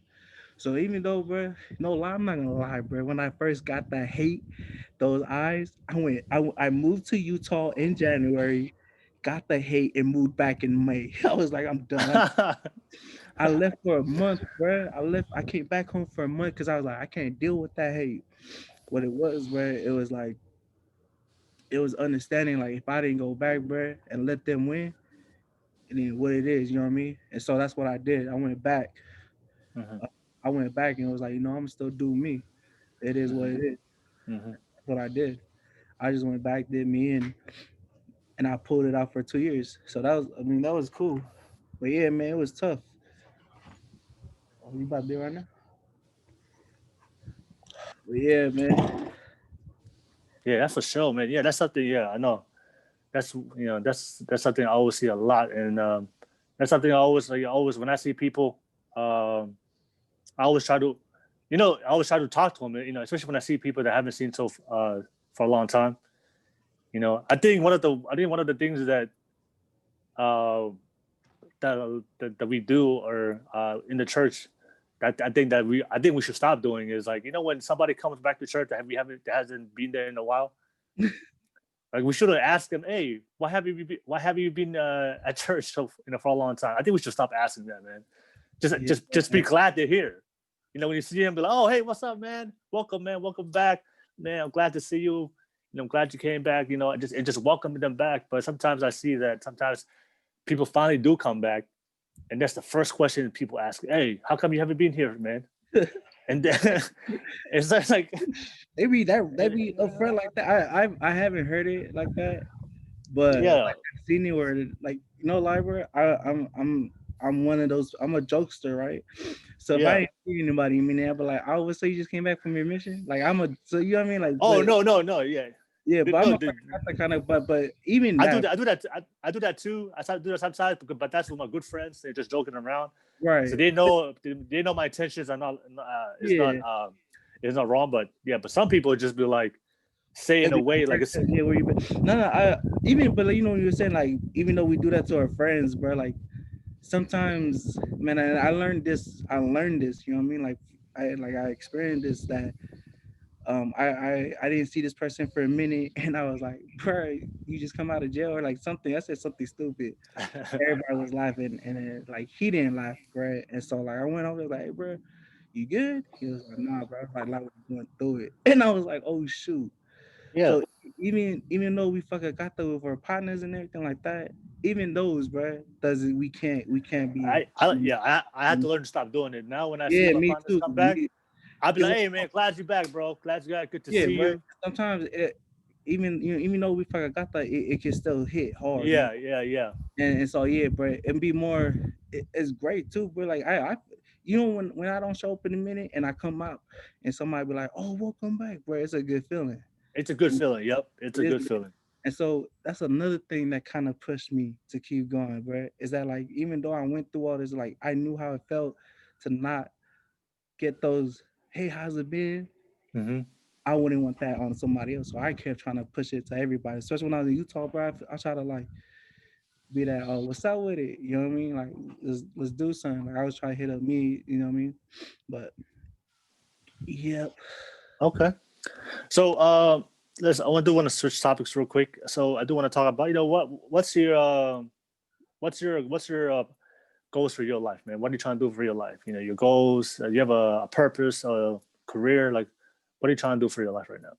yeah, man. My energy right now is on my health, man. So when I moved back about a year ago, I came back. I was like 420, 430 pounds. Ooh, I was a damn, boy. big boy, bro. I was a big boy, You were bro. eating, you were eating good, bro. You were eating good. You were eating good. Utah fed me, no lie. Utah, I was a big boy coming back. But yeah, bro, I came back. I was like in the fours, bro. And then my mom's is on this program called Octavia. She was doing this program, and then she kept bugging me. She was like, "Do it! Look, I lost this much. Woo woo." I was like, "All right, whatever." I was like, "What I got to lose?" So I Mhm. jumped on it, bro. Within like few minutes or a few months, like I started to see the results, and I was like, "Oh shoot!" So I started taking it more seriously. It got to the point, bro, where I was able to get down back to my high school senior weight, which was 345. So Yeah, I went to 430 to 345, and then I got comfortable and then started eating back again. So right now yeah. I'm at a good solid 360, but that's where my energy is at to get back on my health game. Um, to get back in it and try to, get to the goal weight that I wanted to be in when I first started this. So it's been a year, and I've been able to hold off 50 pounds, bro. Since then, you know what I mean. So is trying to get my health up, right? My Mm-hmm. other goal in life is trying to get my mentals up, meaning like to always learn. You know what I mean? Like Mm-hmm. learn from our elders. You know what I mean? Learn from books, learn from people that experience, learn from all that kind of stuff. Just always build my mentals. And Mm-hmm. then the other thing was to build my finance, bro. You know what I Mm-hmm. mean? To worry about my finance where I ain't gotta worry about not having enough or waiting for the next paycheck, or if something happens in the family, I ain't gotta be the one to be like, what the heck? I'll just be like, all right, I got you here. You know what I Mm-hmm. mean? Uh, and then this other thing I'm trying to add on to is spiritual. So that's where I'm at. I got these four little categories to try to put my energy in them, and hoping that it it it be that it'll help me become the person that I want to become. You know what I mean? So All right. me putting all my energy in these four little categories, I'm hoping that I achieve the goals that I want to achieve within the next 5 years. You know what I mean? So I'm Yep. just Yep. so my whole thing is like building on the energy, striving on the universe, and just learning. You know what I mean? And so what it is like, I don't know if there's this book out there called The Secret, and it talks about the law of attraction. Yeah. I've heard of it, but yeah, I haven't read it, but I have read parts of it. I've read Yeah. various parts of it. Yeah. So I'm in the process of reading it too, but I truly So, strongly believe in the law of attraction, yeah, bro. that's facts. And That's I real. feel like that the law of attraction ties in with in my own opinion, ties in with the Church of Jesus Christ of Latter-day Saints. Just the same beliefs and the same feels that he has. You know what I mean? Like this law of attraction is that you attract anything, right? No matter what is good or bad. It's how you overcome it. You know what I mean? How you what is it? How you deal with it afterwards. You know what I Yeah. mean? Hey, respond. So, Yep. yeah. So that's what it is to me, and that's how I see it. That's all. Those are the Yeah. things that those are the things I'm really worrying. I mean, not worrying about. Those are the things I'm working You on. focus. You focus on working on every day. Yeah. No. That's where Yeah. Let's. my stuff is at. Yeah. Let's. Yeah. I kind of want to talk. I think that's very interesting. I think a lot of people need to hear that. Let's talk. Let's break that down real quick. So, number one, that's law of attraction. That's facts. I believe in that. I believe in that principle in life. What you put out is what you get out. It's what you get back. If you put out negative energy, you're gonna get negative energy back. If you put out positive energy always comes back to you in some shape, form, or way. Right. Um, And it goes deeper into yeah, it goes and deeper into like sometimes you're gonna have to expect the negative energy, even though you're a positive person. It's how you react to that negative energy. yeah, Let yeah. that push you down. You know what I You mean? always, with like I said, there's always gonna be negativity no matter what. There's always gonna be darkness. Like I said, the yin and the yang, the dark and the light. You can't exist without the other, right? Exactly. But it's like I said, it's not. I always tell people, it's not what happens to you; it's how you respond to it. Because life's gonna hit you no matter what. You can run. You can try to run away. You can try to close your eyes. you can Still you can about to get pretend. back. I'm like, oh you shit. can hide in a room, but nobody can escape life. Right. You can't escape. So things, bad things is gonna happen to you. Circumstances, adversity is gonna happen to us. But the one thing that we always control is our choices of how we respond to situations. And then Exactly. if once you understand, and I always tell people, once you understand that you are in control and what you put out is what you get back. That's why I always, like, for me, like, I believe in kindness, and I always tell people always tell me, hey, I'm too kind, or when you help and give people, or you're too kind to people, what if they take advantage of you? And I always tell people, like, if they take advantage of me, of my kindness, that's their choice. Mhm. That's their energy. You know what I'm saying? Uh, I'm not going to stop being kind because people are not kind to me. This exactly. is this is who I am, and this is what I put out, because I know if I keep putting out kindness and put out love and positivity, Hmm. eventually down the line, it's gonna come back to me. Right. And it may not come back right now, and that's what I always tell people. Be You patient. be patient, and like this, and that's the thing. Like you when you put out things into the world, you can't have expectations, or you don't do it for reward. Right. And that's why a lot of people struggle, is like they only want to be kind, or they only want to be positive if people are positive to them. But then if you do, the thing is, if you expect things to come back to you, then you're allowing your circumstances to dictate how you feel. So for me, no matter how negative my life gets, I'm not gonna let that dictate how I feel, because I am in control of my own life. Like I'm gonna put out what I want to put out. So, and that's something that's very important for people to need to hear now. And that's why I love that. But I love that law of attraction. I love that, man. I love that. And this just crossed my mind, bro, when we were just talking about the law of attraction and how, you know, how you were saying that you're going to always help them out no matter if they treat you wrong. If they treat you wrong, it's on them, Yeah, right? yeah. And what came to my mind is that what we talked about earlier, how our parents would give, you know what I Mm-hmm. mean, a lot to Yeah, the church. yeah. That it just ties it back to me where, like, dang, maybe they believed in the law of attraction. That no matter, you know what I mean, no matter what it is, it's them, their faith giving. You know what I mean? Like they believe, Mm-hmm. like, because I'm the law of attraction, because I'm helping. You know what I mean? No matter what it is, bro. And they're not expecting it, but they know within good faith they'll be okay. You know what I Mm-hmm. mean? And so that's why it just popped in my head. So, You so, know what I mean? so I like how you. That's a good topic. That's a good. I want to discuss that with you because I know a lot of people will hear that too. That I always want to bring people is when you give, you gotta be rational. Get by your own means, you know what I mean? Yeah, Give right. Don't let your yeah. emotions don't let your emotions, outweigh what's logical, right? Like Right. don't give your whole paycheck when you know rent is due tomorrow. Right. Right. You have to be real, man. You have to be honest, be real, be logical, be practical, in life, but like you said, give all you have, but Right. give what you can. Yeah. Give what you can. Yeah. Yeah. Yeah. And you're right. I think because I would see it, you know what I mean? Like I would see it in my own family, you know what I mean, where they would give a lot. And I'd be like, what the heck? Like I told you, that was one of the things I hated that I struggled with. But Because I feel like sometimes like Tongans we're too emotional. We yeah, get mafana, we we get get that maf, we get too yeah, mafana, we get we get like, too hey. hey, we get Um, too mafana. I'm like, hey, sometimes you gotta use your head, bro. Use right. your head a little bit.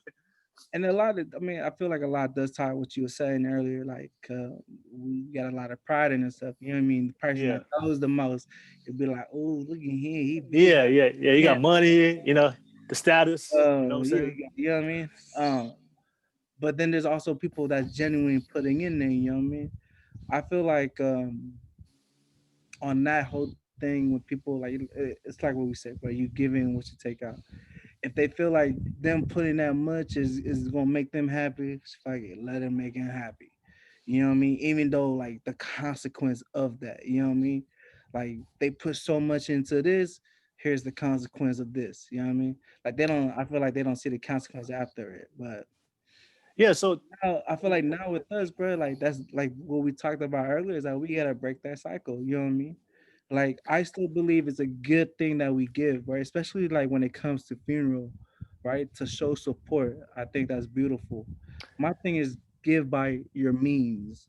Don't give your whole check. You know what I mean? Just be like, all right, bro, this is how much I can put in. Bam. You know what I mean? yes, no, yeah. I think one of my one of my mentors in life told me this when it came to giving. He's a entrepreneur success. He's successful, and I asked him about that. And this is a quote that he gave me that I will never forget. He said, "The problem with a lot of people, especially Tongan people, is they give out of their poverty and they don't give out of their prosperity." Right, Hey, right. break that down. Break that down. Okay, I got you. So the purpose of giving is so that is so you can keep giving, right? So you always want to give in a position of strength that you're in a good place, right? The thing is, if you give everything you have, what about tomorrow? Right? You're gonna give one time and that's it. Mhm. Right? For me, I love my family, right? I want to continue to help my family for the rest of my life. But in order to continue to help my family, I have to be good. Right? Right. I'm saying I gotta help myself first and put myself in the position of strength to make sure I'm doing well, make sure I'm succeeding, make sure I'm progressing, make sure I'm in a good place mentally, emotionally, spiritually, physically. So that way I have the strength and longevity to keep doing it every single time for the rest of my life. But a lot of people, they give out of the prosperity, they give out of the struggle where they have nothing else.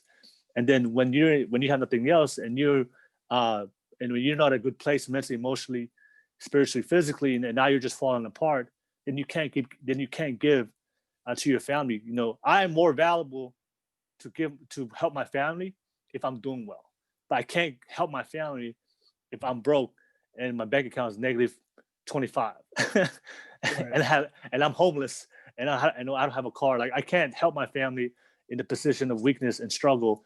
Like I said, you don't want to give out of your poverty. Make sure you prosper. Make yourself a priority, man. Self love, you know, prioritize yourself. So that way you're doing well and you're prospering. And when you're prospering, you're killing it in life.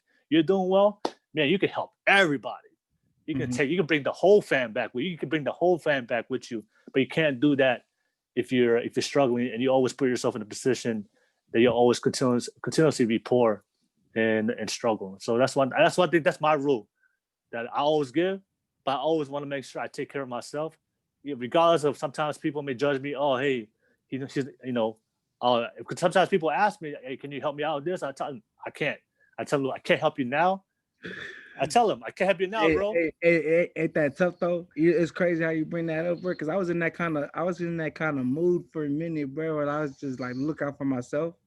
Yeah. And people would look at it like, oh, that's selfish. You know? Or I hate when people say, man, that offer, Come see. I'm like, bro, you call me that offer. I just gave you $1,000 the other month. You call me, you know what I'm saying?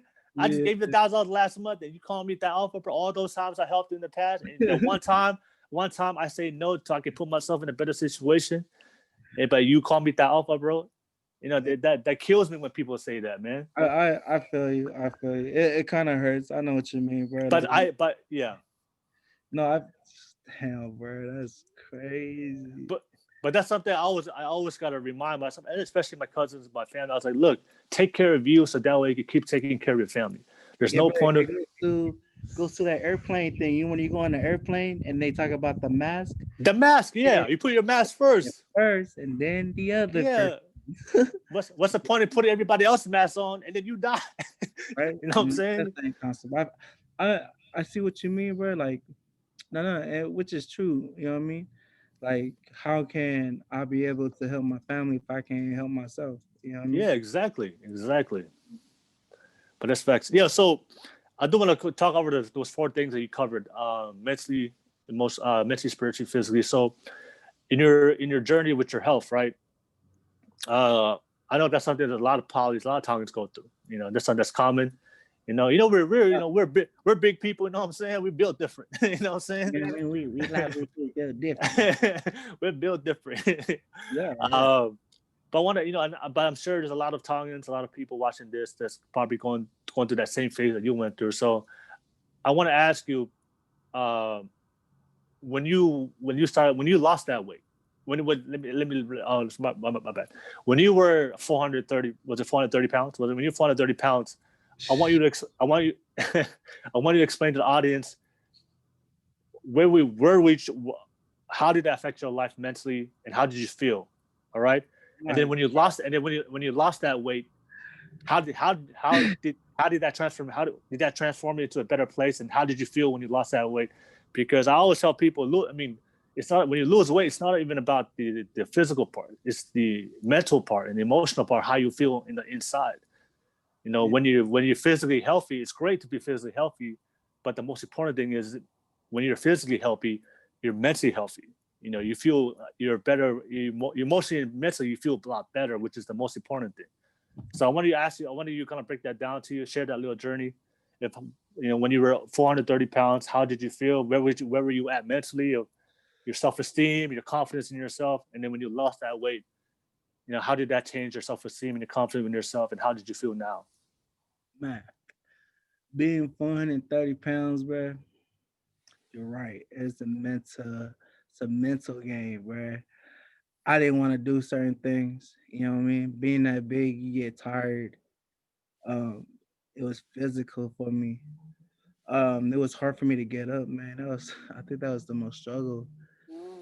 Um, not being able to walk a certain amount, a certain amount of time, cannot be able to stand up, bro. Like, and I was in Utah when I was this big, right? But Mm-hmm. I was able to, I was able to funk the front, right? Like, I was able to like bro, like even though I was in pain, standing there going to these activities, bro, like I would show like, yeah, I'm happy, Yeah. but in real shit, bro, I was like, fuck, bro, that shit hurt.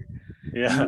know, like nigga, I ain't not trying to be here, like, bro, and it just made me all angry, bro. You Yeah. know, I get hella angry. I'm like, what the fuck, dude? Like, I get angry at myself, bro, because I can't do the simplest shit, which is stand. My nigga, you know what I Yeah. mean? Walk.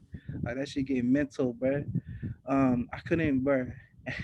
And I'm gonna throw this out there right now. I mean, because it's one of my motivation now is that when I was that big, bro, I couldn't put socks, my nigga.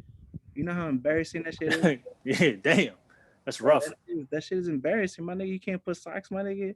Like, nigga, I would have to go to houses and then they'd be like, "Oh, you gotta leave your shoes out." I was like, "Fuck, Hey, like, yo. damn, bro." Like, you know what I mean? I ain't got no socks, bro. Like, it was embarrassing for me, my nigga. But nigga, it got to the Oh. point where like it was my norm, bro. Like where I didn't give a shit. You know Hmm. what I mean? I didn't care that I was 430. You know what I mean? I didn't care that I was big. I was like, fuck it, I Hmm. don't care. Um, and it didn't get until like when I moved out here back to the Bay where you know what I mean. My mom was on this program, like I mentioned before. She was on Octavia, and she was like, you know what I mean, just give it a try. What you got to lose? And I was like, shit, you're right. What do I got to lose other than weight? Yeah. but Hey, how was your confidence, your self-esteem in yourself, and also because we when I was understand the 430, generation. I Yeah, mean, how was your confidence when how was your self-esteem within yourself? And also, I want you to talk about this because I feel like it's important. How was your self-esteem as a man, especially when it came to relationships and trying to attract females? Because I feel like that affects uh, that too. no lie, bro. I'm a smooth ass talker, and I'm Yeah. cute. So you know what I mean. I feel it. I feel it. My biggest it didn't stop me from talking to the ladies to say, Okay. "Woo." I was pretty smooth with talking with it, bro.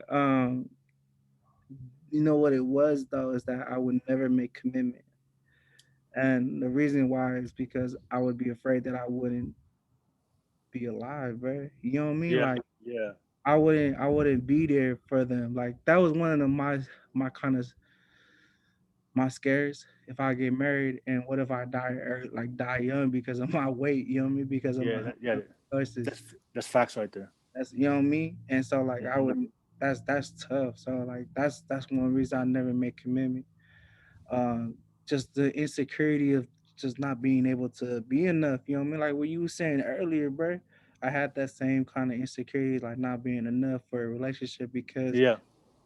even though I was smooth with the talking and everything, bro, I don't know. I was always afraid because the way I would think is like, oh shit, like you cool with me now, but what about tomorrow? You know what I mean? Like, Yeah. come, Yeah. Yeah.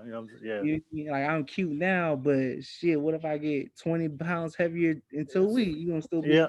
like that's what Yeah. I said, but that kind of messed me up a little bit. So I would never make commitment to anyone that I would try to like pursue. Hmm. And and that was one of the reasons, bro, because I was afraid that I wasn't gonna be there, and I was afraid that I wasn't enough um, for that person. So Yeah. being that big kind of played a part. Even though like when I look at it, bro, it shouldn't. But you're right, bro. It's a mental game. Like you can't. I feel like you gotta go through it to understand like how it was for a big nigga, right? Yeah. Yeah. Be like, you know what I mean? Even though like it was still tough, bro. Even though I was smooth with it, but it was still tough. Hmm. I mean, I had my mental, my insecurity, my doubts and everything. Even you know what's even crazier to me, bro, is that like I would talk to people who are like chiseled like a rock. You know what I mean? And they be Yeah. telling me like, dude, I got so much insecurity. I'm like, nigga, what? They'll be saying, like, bro, I'm trying to look like you. And they be like, no, I'm trying to be like you. I'll be like, come on, my guy. And just like, bro, it's just, There's levels to it, bro. There's they levels. were saying like, they saying like, bro, it doesn't matter about the physicals, bro. You know, It's the and mental. I'm learning it matters about like, yeah, bro, the vibe, of the mentals of how you can fuck with it. You know what I mean? Yeah. So that's what I'm saying. Like that's what kind of like blew my mind is when I would talk to people who were like hella fit and everything, and they'd be like, hell no, bro, I can't get with anybody, and I'd be like, what the fuck? That make no sense. And they'd be like, nah, bro, it's different. Like, I don't The, know.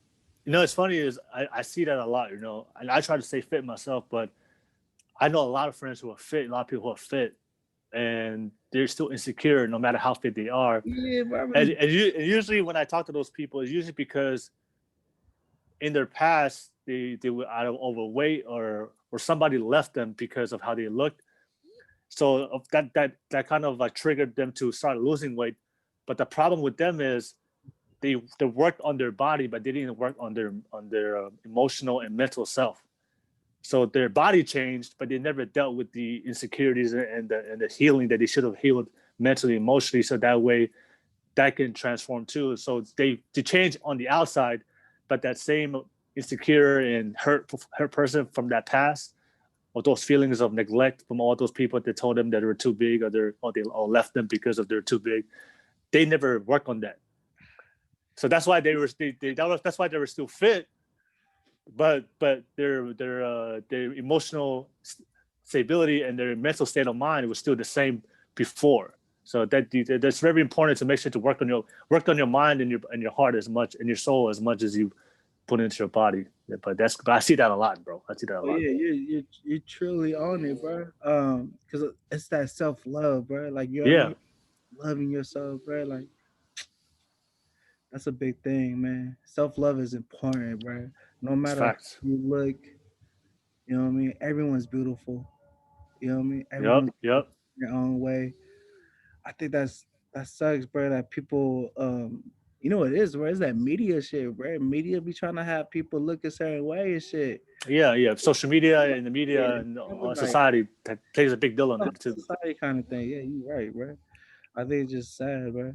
But yeah, So when you transformed, so when you finally lost the weight, how did you feel? How did you feel? I hella forgot where our conversation was. I got you, bro. I got you, bro. Catching me, bro. You know, I be all over the but yeah, bro, my mom's just like, bro, just jump on it. Woo, woo. So I was like, all right, I'm gonna jump on. So I jump on the whole program. Within a month, I think I lost a good 10 pounds, 20 pounds. Hmm. Yeah, I lost about 20 pounds, bro. Oh my bad. You good? Lost 20 pounds. And then I started I started seeing the result. That's what it is. I started seeing the results and I was like, oh, okay, okay, okay. I see my neck, whoop de whoop. I see my neck. Started looking cute. So I was like, all right, cool, cool. And then I kept going down more, to where it got to like 360 was my comfortable size. Hmm. Right? Got down to 360, bro. And that story I told you about the whole socks thing. Hmm. Was that story about the whole socks thing, bro? That was my push, bro. I think 370, 380. I was able to put socks on, bro. Nigga, like, How was that feeling, bro? How was that bro, feeling? able to, bro, you know what the feeling was? Able to put my foot, my sock in the shoes. Like, oh my gosh, this how it feels to have socks in the shoes. Bro, that was my whole motivation, bro. As funny as it sounds, bro, that's real Yeah, shit. I Because know like it's some real I shit. would, because bro, I would tell a lot of people who are like big too, right? And they were like, oh my gosh, I know what you mean. I'm like you have no idea how good it is to put socks on. So that was my push, bro. When I got to 380, I kept going. When I got to 345, I was hella comfortable and I was like, oh shit. And so I started like just chilling. So I've been at 360. But today, November 28th, I got a goal. I just signed up as a coach as for Octavia, what my mom was doing, right? Hmm. So I signed up doing the whole thing too, where like my thing is to show my journey, bro, like be accountable of my journey. Yeah. So from November 28th to December 28th, my goal is to get down to 300 pounds. I'm about to right here for the Hey, line. hey, 300 pounds. let's do Throw it it, up bro. there. Throw 300. that threes up.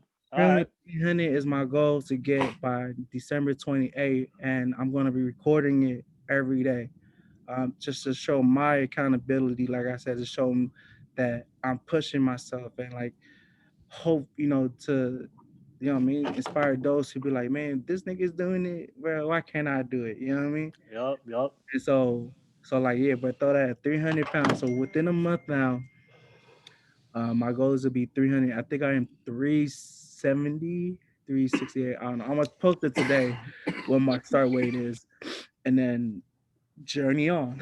So yeah, Uh, that's my whole goal. And I think, bro, just being close to 35, bro. I'm about to be 35 next month.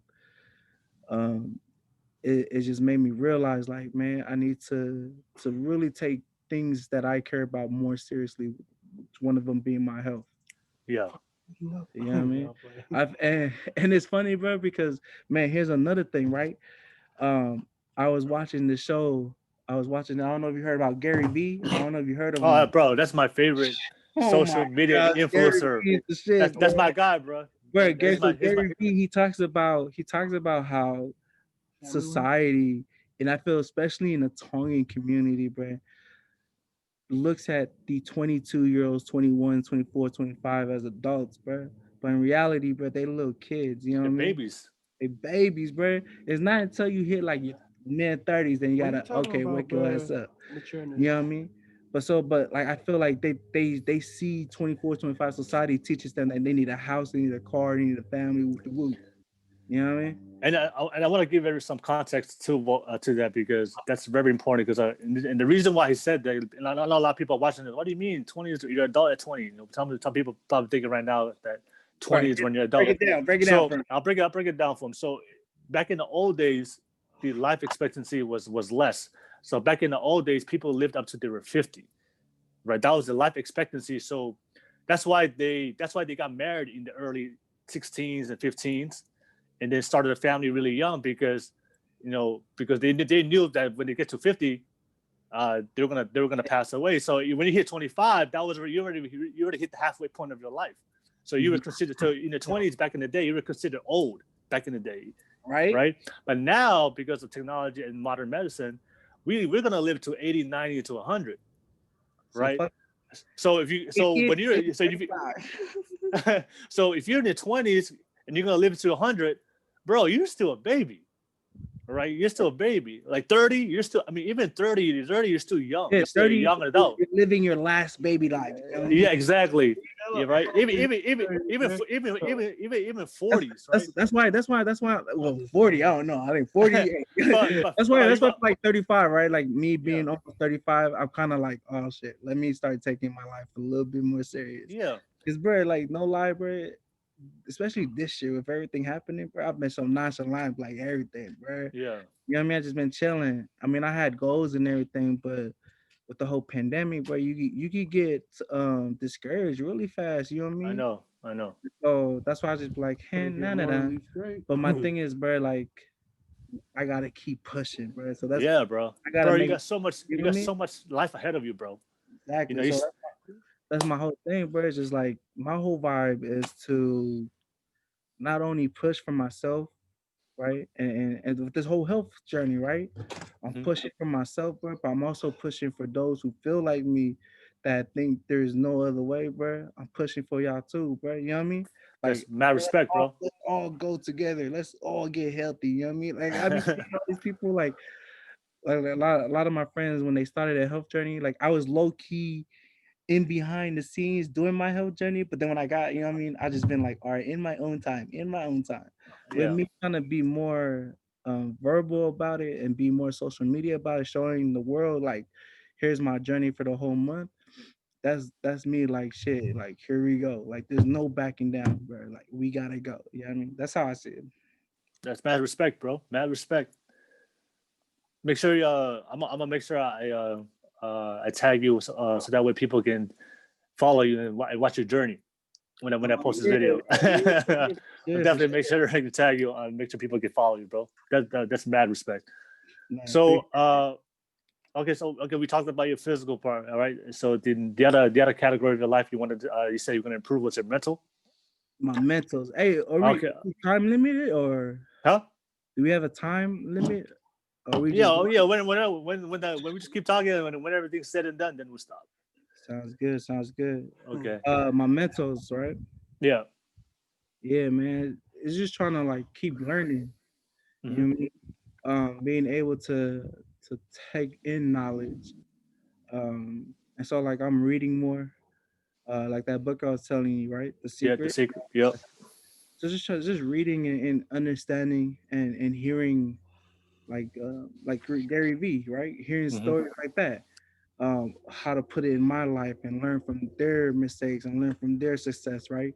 And trying Hmm. to put it into my kind of story kind of thing. So that's what I meant by mentals, man. Just making sure learning that, and then also learning other things for things that we don't see in books, but we see in life. You know what I mean? Learning Yep. the beautiful things around us, appreciating the small things that Hmm. surround us. You know what I mean? That's What was dope. the biggest thing that you suffered in your life, like mentally? Mentally, Yeah, just my insecurities. insecurities. That's the biggest thing, right? Yeah, I was super insecure, even though I was super cool. No, I was just kidding. Yeah, bro, I don't know, man. Like I was weird. I had these insecurities about myself just because I think I let the media take me, bro. You know what I mean? Yeah. Yep. Thinking Yep. I had to look a certain way, I had to speak a certain way, be a certain way. Um, but yeah, but I think that's one of the things. You know what? I did kind of think I was depressed for a minute. I mean, I even went to a counselor, or not a counselor, Yeah. but therapist. And then when I was talking to the therapist, like, man, when I was talking to her, I noticed like, oh, I'm not depressed. I'm just lazy. I was like, oh, but it's not like depressed, bro. It was just like, You just had that moment. We all go through it. yeah, like you know what I You just mean, have like moments. You just have moments that we're just out of it. right, and it made me appreciate, like, all right, bro, like, made me appreciate how real depression is, bro. If my little thing was thinking I was depressed, imagine what people that are really depressed go through. You know what I mean? That's crazy to see, and it sucks, bro. To because there's a lot of people who really do feel alone, man. You know what I Yep. mean? That's And hearing facts. stories, that's I'd be like, that's sad, dude. Um, and I'm not the type of person to like, hey, call me when you're Yeah. happy. Yeah. Yeah.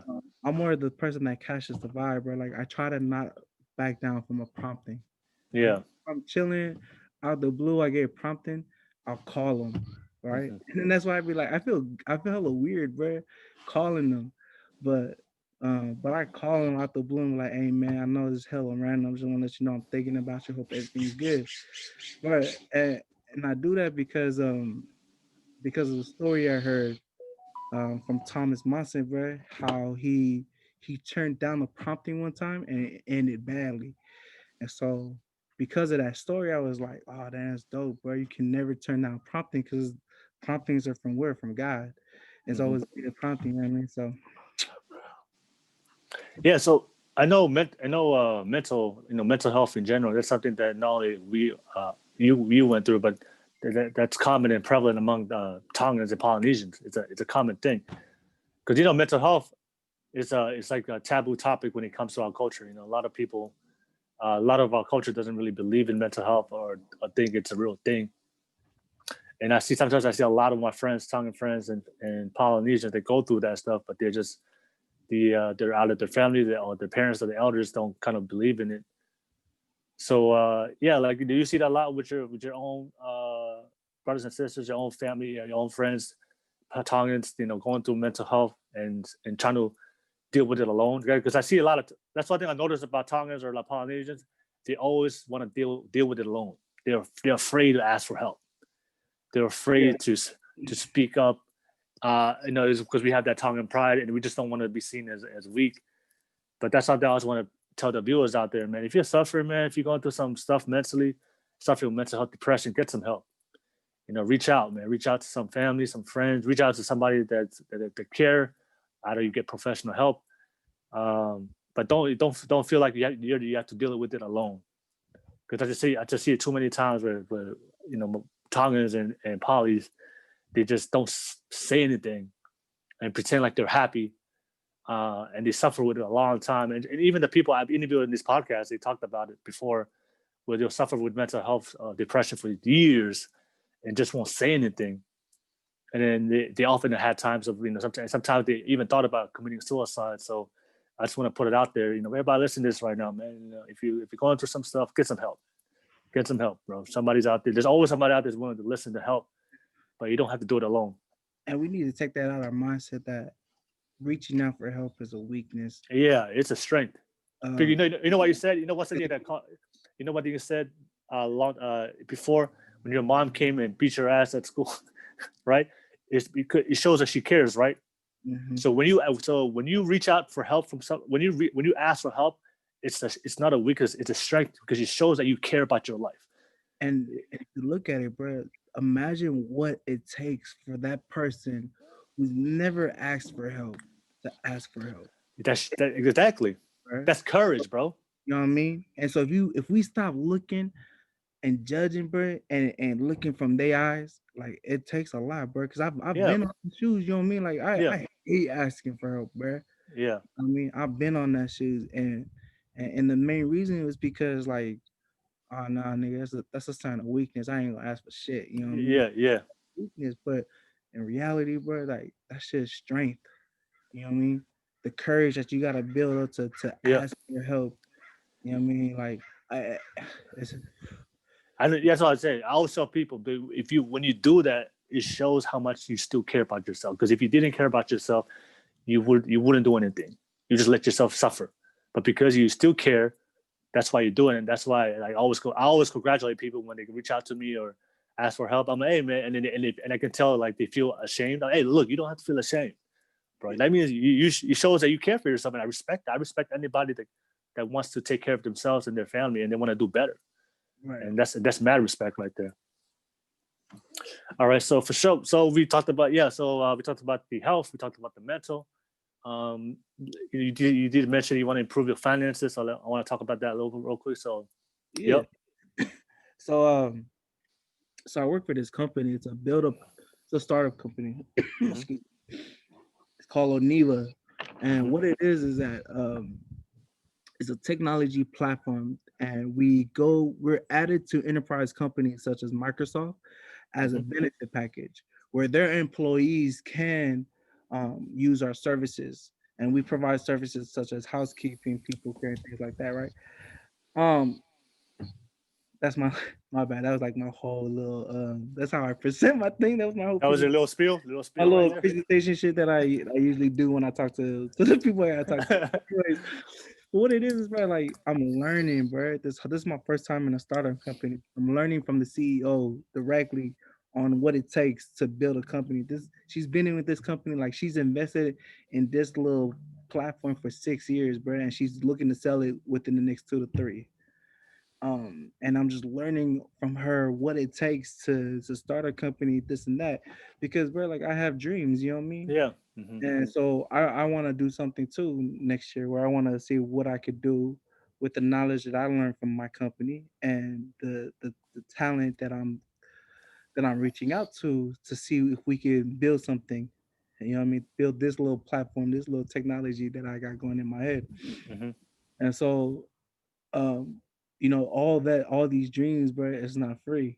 And so I'm just trying to make sure what I gotta do um to stay above the game, or not above the game, just what I gotta do to like have money, bro. You know what I mean? Like if I want nice mm-hmm, things, I gotta have some money, right?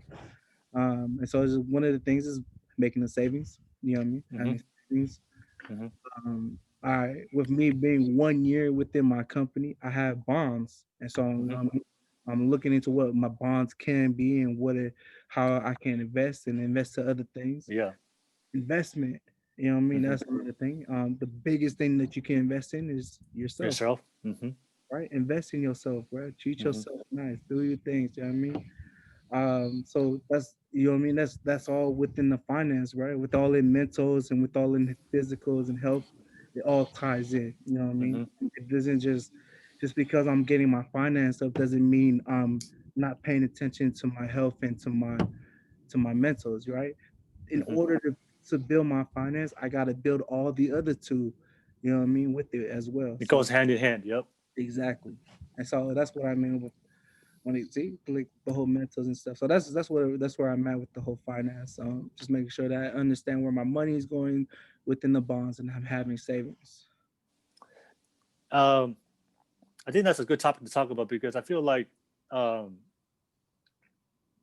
I want to ask your opinion. Do you feel like it's hard to try new things and to excel and to be successful being a Tongan and in the Tongan culture, where it's not, because I feel like that whenever you try to do something different, doesn't like people don't really support your goals and dreams. If you're a dreamer, if you have big dreams, big goals, like there's not really a lot of support from the Tongan, from the Polynesian community, especially when you try to do something that's outside the comfort zone of what's normal, right? And I feel like that's something I always hear from a lot of Tongans, like they have goals and dreams, but but there's not a lot of support, or they don't really have a support from their home to push them towards the goals and dreams. You have to be extremely motivated and driven to be a successful Tongan woman or man, because and I want to ask your opinion. Is it easy? Maybe your experience is different where you have a good support system, but do you feel like that not only with your experience, but from a lot of your friends that they want to do better, but it's really really hard because of all the cultural stuff of the responsibility as a Tongan man or woman to try something that's different, try something that's never been done before, to excel in their life and achieve their goals, especially when it comes to finances. Because I believe that I would tell Tongan people, like, the reason why a lot of Tongans in poverty because they don't know about finance.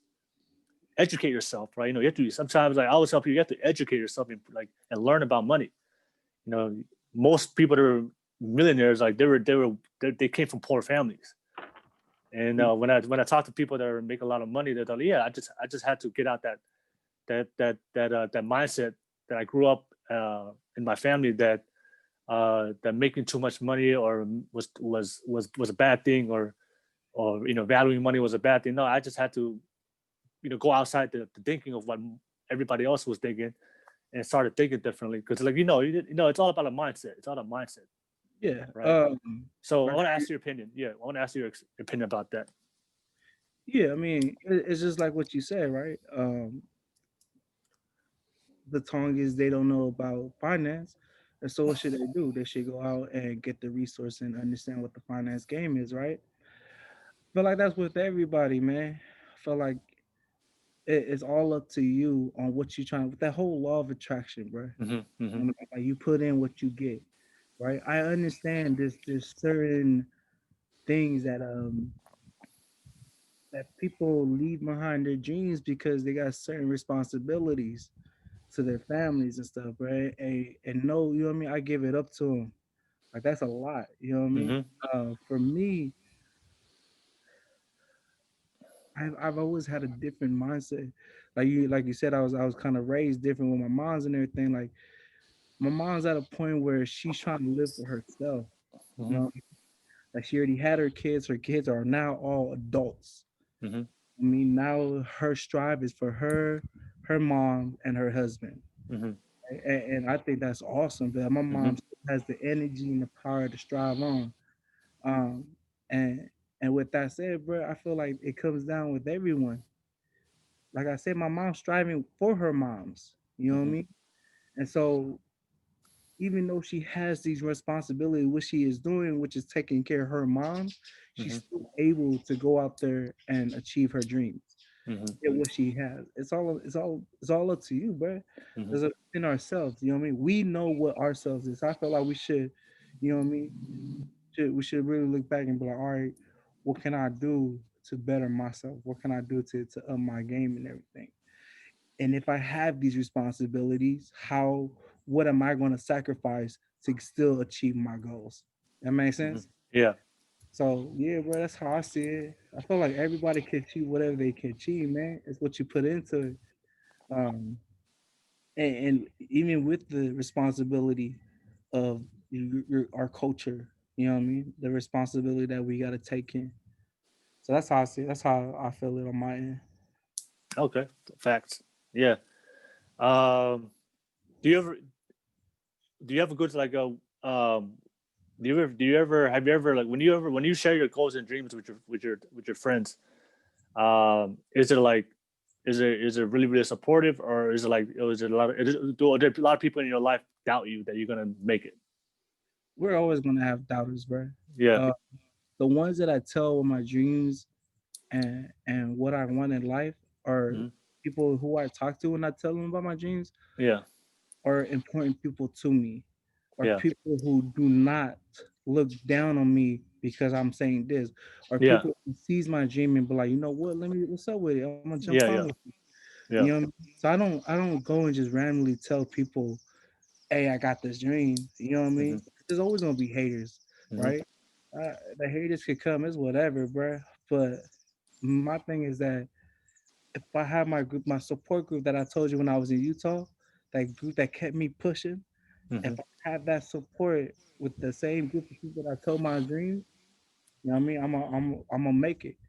I'm gonna succeed with the vision and the goals that I have because of the support I have from my team. Yeah.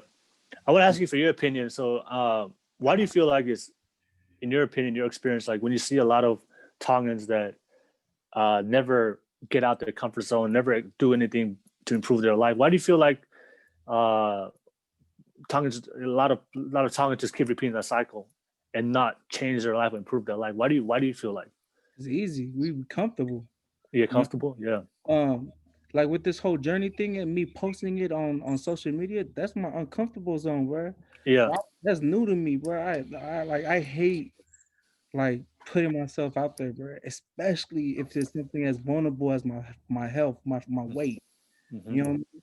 I'm gonna be out there, and so that's I don't know, man. Like I feel like in order for us to strive and achieve our goals, we gotta do the uncomfortable. See how Mm-hmm. that rhymes? Yeah, you caught me on that. But yeah, bro, like the beginning of this year, before the pandemic, bro, I had a goal of wanting to be in a relationship and wanted to be married. You know, I'm Yeah. about 35. You know what I mean? I'm Yeah. old. Yeah. And so, like, one of the things was to do the uncomfortable. Mm-hmm. So I hit this girl up. I was like, "Hey, what's up with you? What you about to get into?" She was like, "I'm about to go hiking." I was like, "What the fuck, nigga?" Yeah, you know, get me, nigga. I am not the hiking type. But in order for me to achieve my goals, I gotta do the uncomfortable. You know Yeah. what I mean? And so I was like, all right, what's up? Let's go hiking. Oh my gosh, bro. I regretted that day because it was a long walk, but I was proud of myself because I went out of my comfort zone to achieve the goal that I wanted. You Mm-hmm. know what I mean? So with people not striving for it, we get comfortable, bro. You know what I mean? Like they see what it is. Like me, I should have been at this less than 300 pound a while ago, but I was comfortable where I was at. Mm-hmm. You know what I mean? I gotta do the uncomfortable. So those who feel comfortable, get uncomfortable, my nigga. You know what I mean? Yeah. You wanna strive for your goals, get uncomfortable. Do the uncomfortable. You One know of what I mean? my one of my favorite quotes about that is like my mentor used to tell me, "Be comfortable being uncomfortable." Yeah, Yeah. Yeah. that's a good Find one. Yeah. once you get to that, once you make your uncomfortabilities and you're comfortable being uncomfortable, that's when you're a good place in life. That's when you start to level up. You know what I'm That's saying? right there, right? Like it just come natural to you. It's naturally, You know? you're Just like you waking up and taking a shower. You know what I mean? I hope yeah. everybody takes showers. Come on. You know what Yeah. All right, for sure. All right, so let's talk about the last one, spiritually. I know that's the last thing you wanted that you covered. So let's talk about that journey and that experience.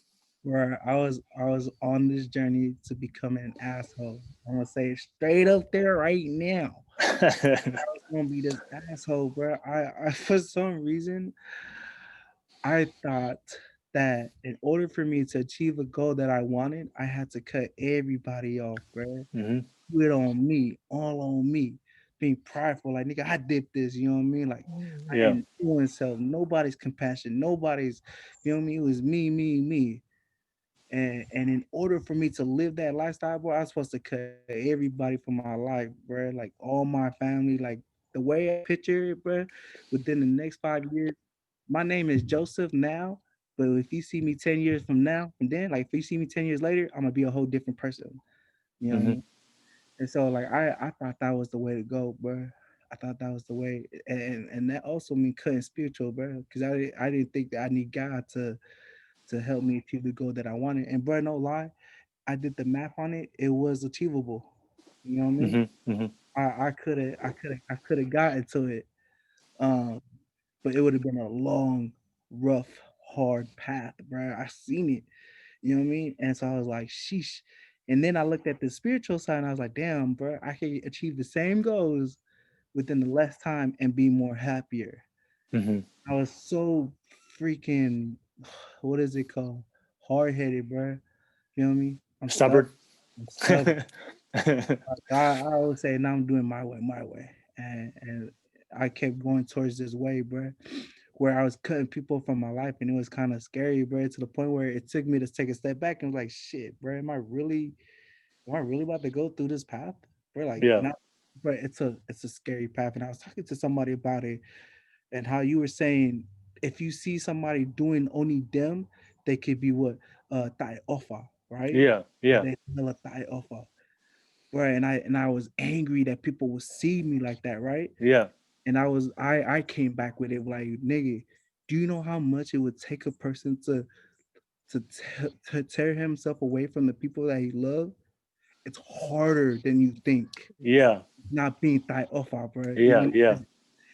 to see it from his eyes how hard it is for him to give up his loved ones, bro.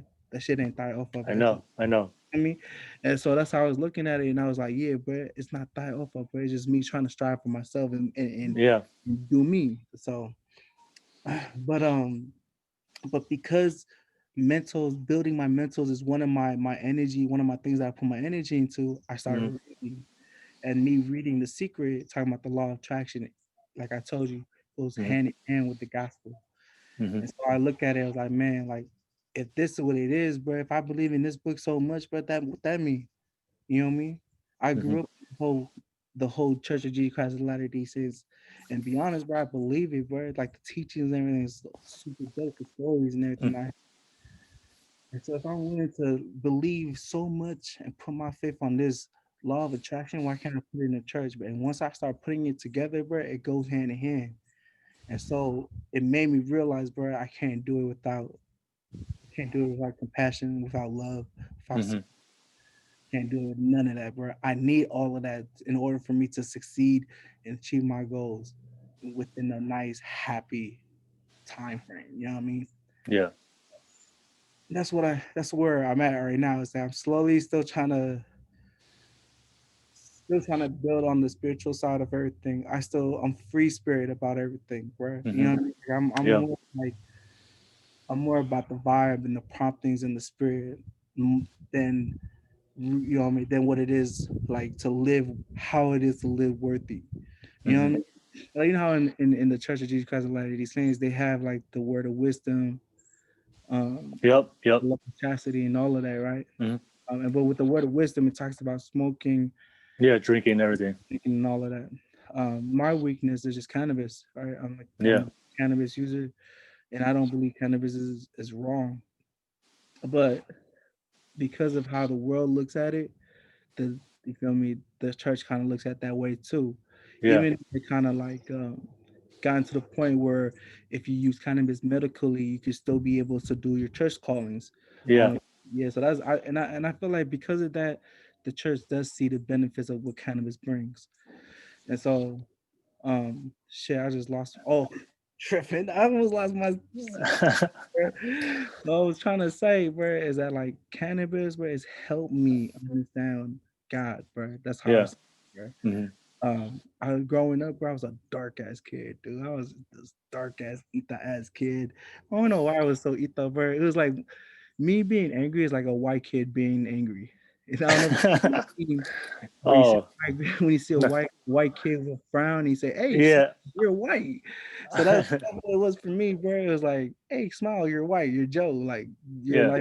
like you're cool." But I don't know, dude. I was just such an angry kid. Um, and it didn't take until like cannabis, bro. Cannabis helped me appreciate life, appreciate myself, appreciate love, and appreciate God, bro. And I learned that from cannabis. And so that's why I have so much love for cannabis, bro. Just because like what's it done for me, like I feel like it saved my life. All right. And even though you know what I mean, with the whole Church of Jesus Christ of Latter-day Saints, they talk about the what the Book of Mormon could have saved your life, but I don't know, man. Like I feel like this is what opened my eyes to bring me to the Book of Yeah. Mormon, Yeah. even though I grew up as a member. I feel like I never had that testimony until like just recently, bro. You Yeah. know, but yeah, man, my spiritual now is just slowly trying to build it, but I'm like more free spirited when it comes to the, you know what I mean? Yeah. I like how you, like you said, like you're constantly just working on it. Yeah, That's man. something I always tell people when it comes to our spirituality. Don't seek perfection. Seek progress. Just like you said, just we're not a finished product. We're a work in progress. You know what I'm saying? So no matter how much what we do, how much we fall, how much we fail, or the things that we do in life. But at the end of the day, as long as you're willing to get back up and get better, that's why honestly I'm always willing to come back. That the story of the prodigal son on the Bible. Yeah, That's man. that's one of my favorite stories, man. That inspires me, man. That That story, God man. the God accepted his son. But that story, the father accepted the son. He didn't care about what he did. Yeah, he didn't care what he did. He just cared that he came back. That's all he cared about. Because at the end of the day, all he saw was that was his son. No matter what he did, at the end of the day, that was his son. And that's something I have to remind everybody. Myself, like, we're all God's children, bro. We have a father that loves us so much that when we weren't born to be perfect. We're gonna make mistakes. We're gonna fuck up. Yeah, we're about to fuck up. We're gonna fuck up in life. That's just how life is, man. That's just the reality of life. But that's one thing that gives me comfort in me. It gives me self-esteem, gives me confidence in a better tomorrow, because I know that God is always willing to accept me as I am. So whether if you smoke, whether you the cannabis user, whether you drink, whatever you do in life, God's willing to accept us as who we are, and that gives me so much comfort and confidence that I can mess up today. I go in tomorrow just as confident, because I know, like, God's got my back, and that works for me, and that's why I want to share that with everybody, especially everybody out there that's watching this, that feel like that, because they're not living that perfect life, and they're not spiritually uh, at a good place, or they're not worthy enough. That's something I always hear in my moments. They're not worthy enough. I used to be at that level, bro. I used to think like I was never worthy enough, Yeah, bro. exactly. But It's we're crazy. always worthy. We're Just always because, worthy, yeah, bro. bro, just because like I put that in my head, bro. And Yeah, that's I put that too. you know that's saying, bro. That's saying that's the devil like, hey nigga, you ain't good enough. But real shit, bro. Fucking awesome, bro. You know what I'm saying, bro? Like, Yeah, but yeah, bro, like that shit's real, bro.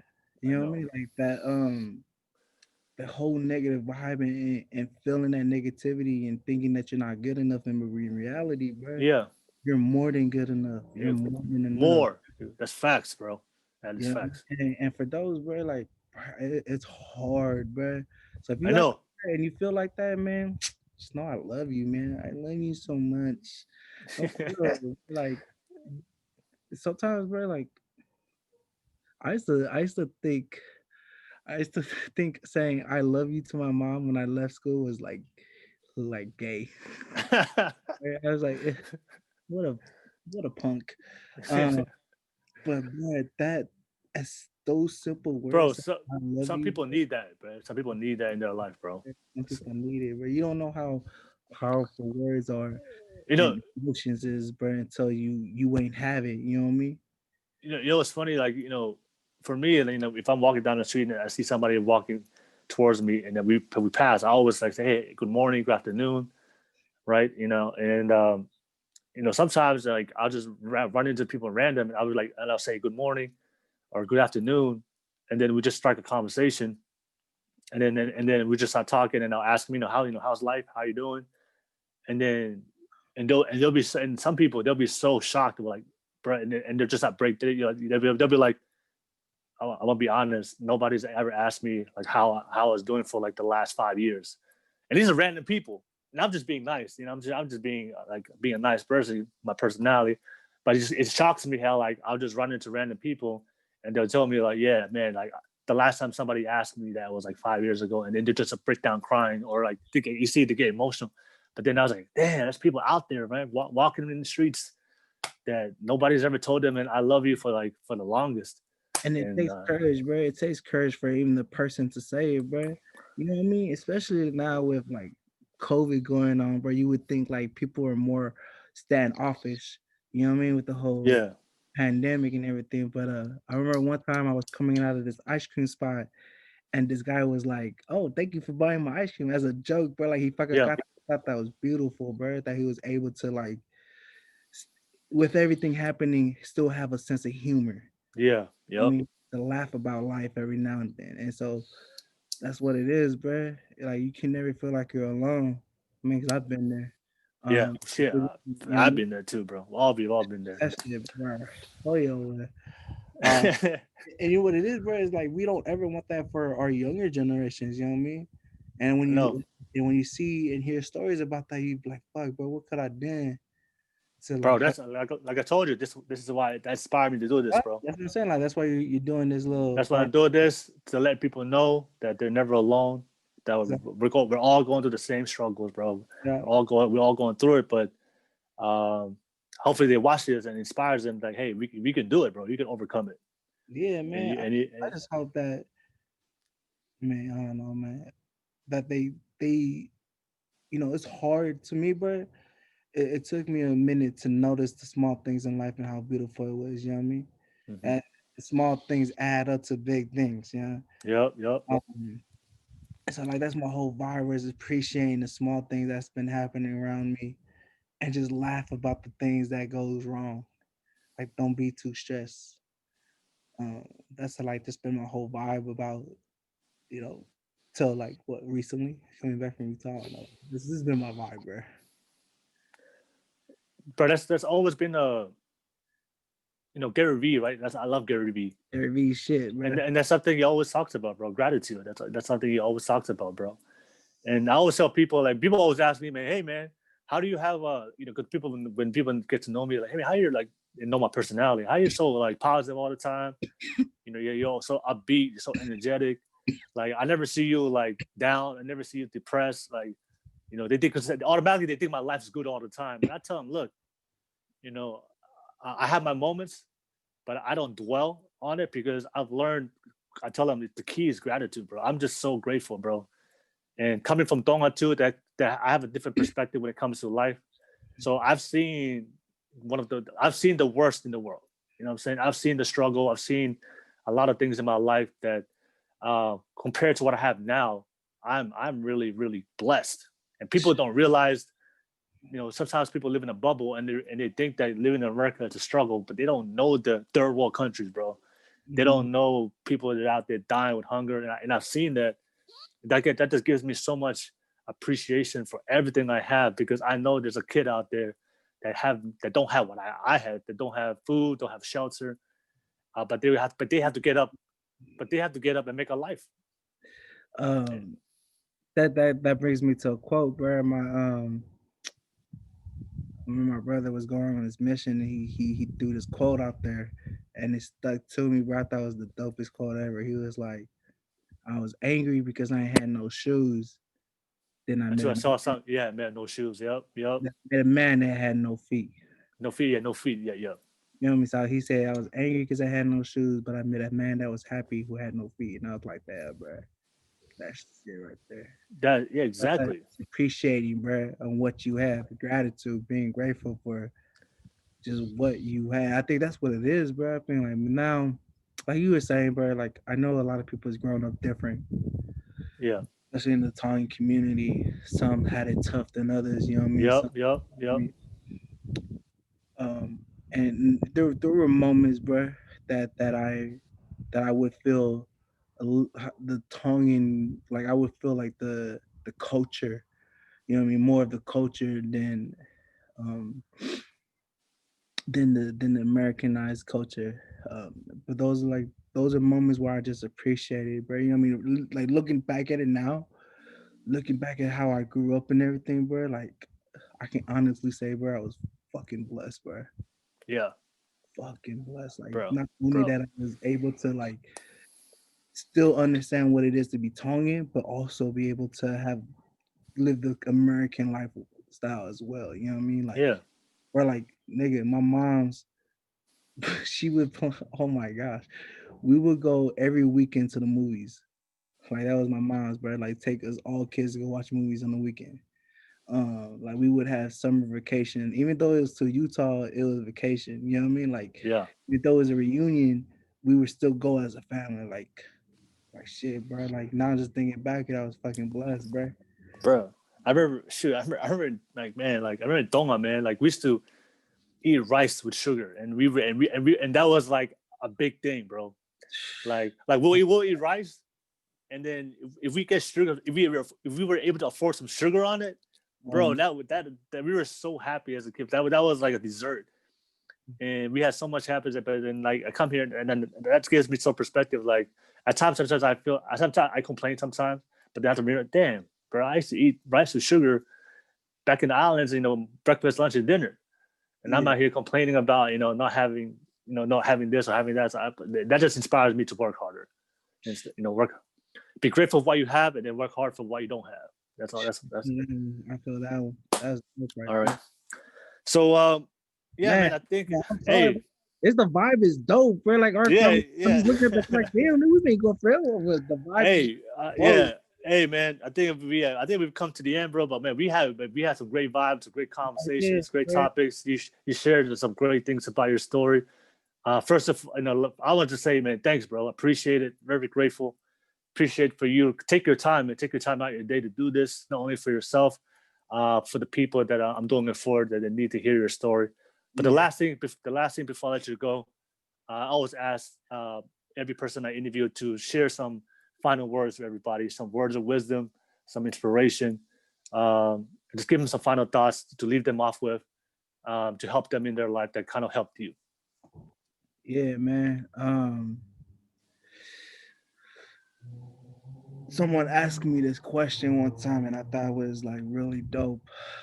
They say if you could speak to the person that's 10 years younger than you, or if you could speak to your 18-year-old self, what would you tell them? Yeah. And just me thinking to myself of how I was at 18 and what life was, I would tell myself, relax, chill, appreciate life, enjoy the small things, be happy, you know what I mean? Laugh at things that don't make sense. Um, Smile at things that do. I don't know, man. I would tell my 18-year-old self to know that no matter what you do, keep striving for it. Don't give up, and know that you're always loved, never alone. And so I feel like that's the same thing for everyone to know that they're never alone, that there always someone out there to truly believe in them and love them. Stay happy, right? Chill. Thanks, bro. I Yeah. appreciate it. Stay Yeah. happy and chill, man. Stay happy and chill. That's some good words to live by. For sure. All right. So, like I said, I just want to say thank you again. For my toko all the way from Oakland. Joe, thank you for taking the time. And like I said, and everybody out there watching, check him out. He's gonna have.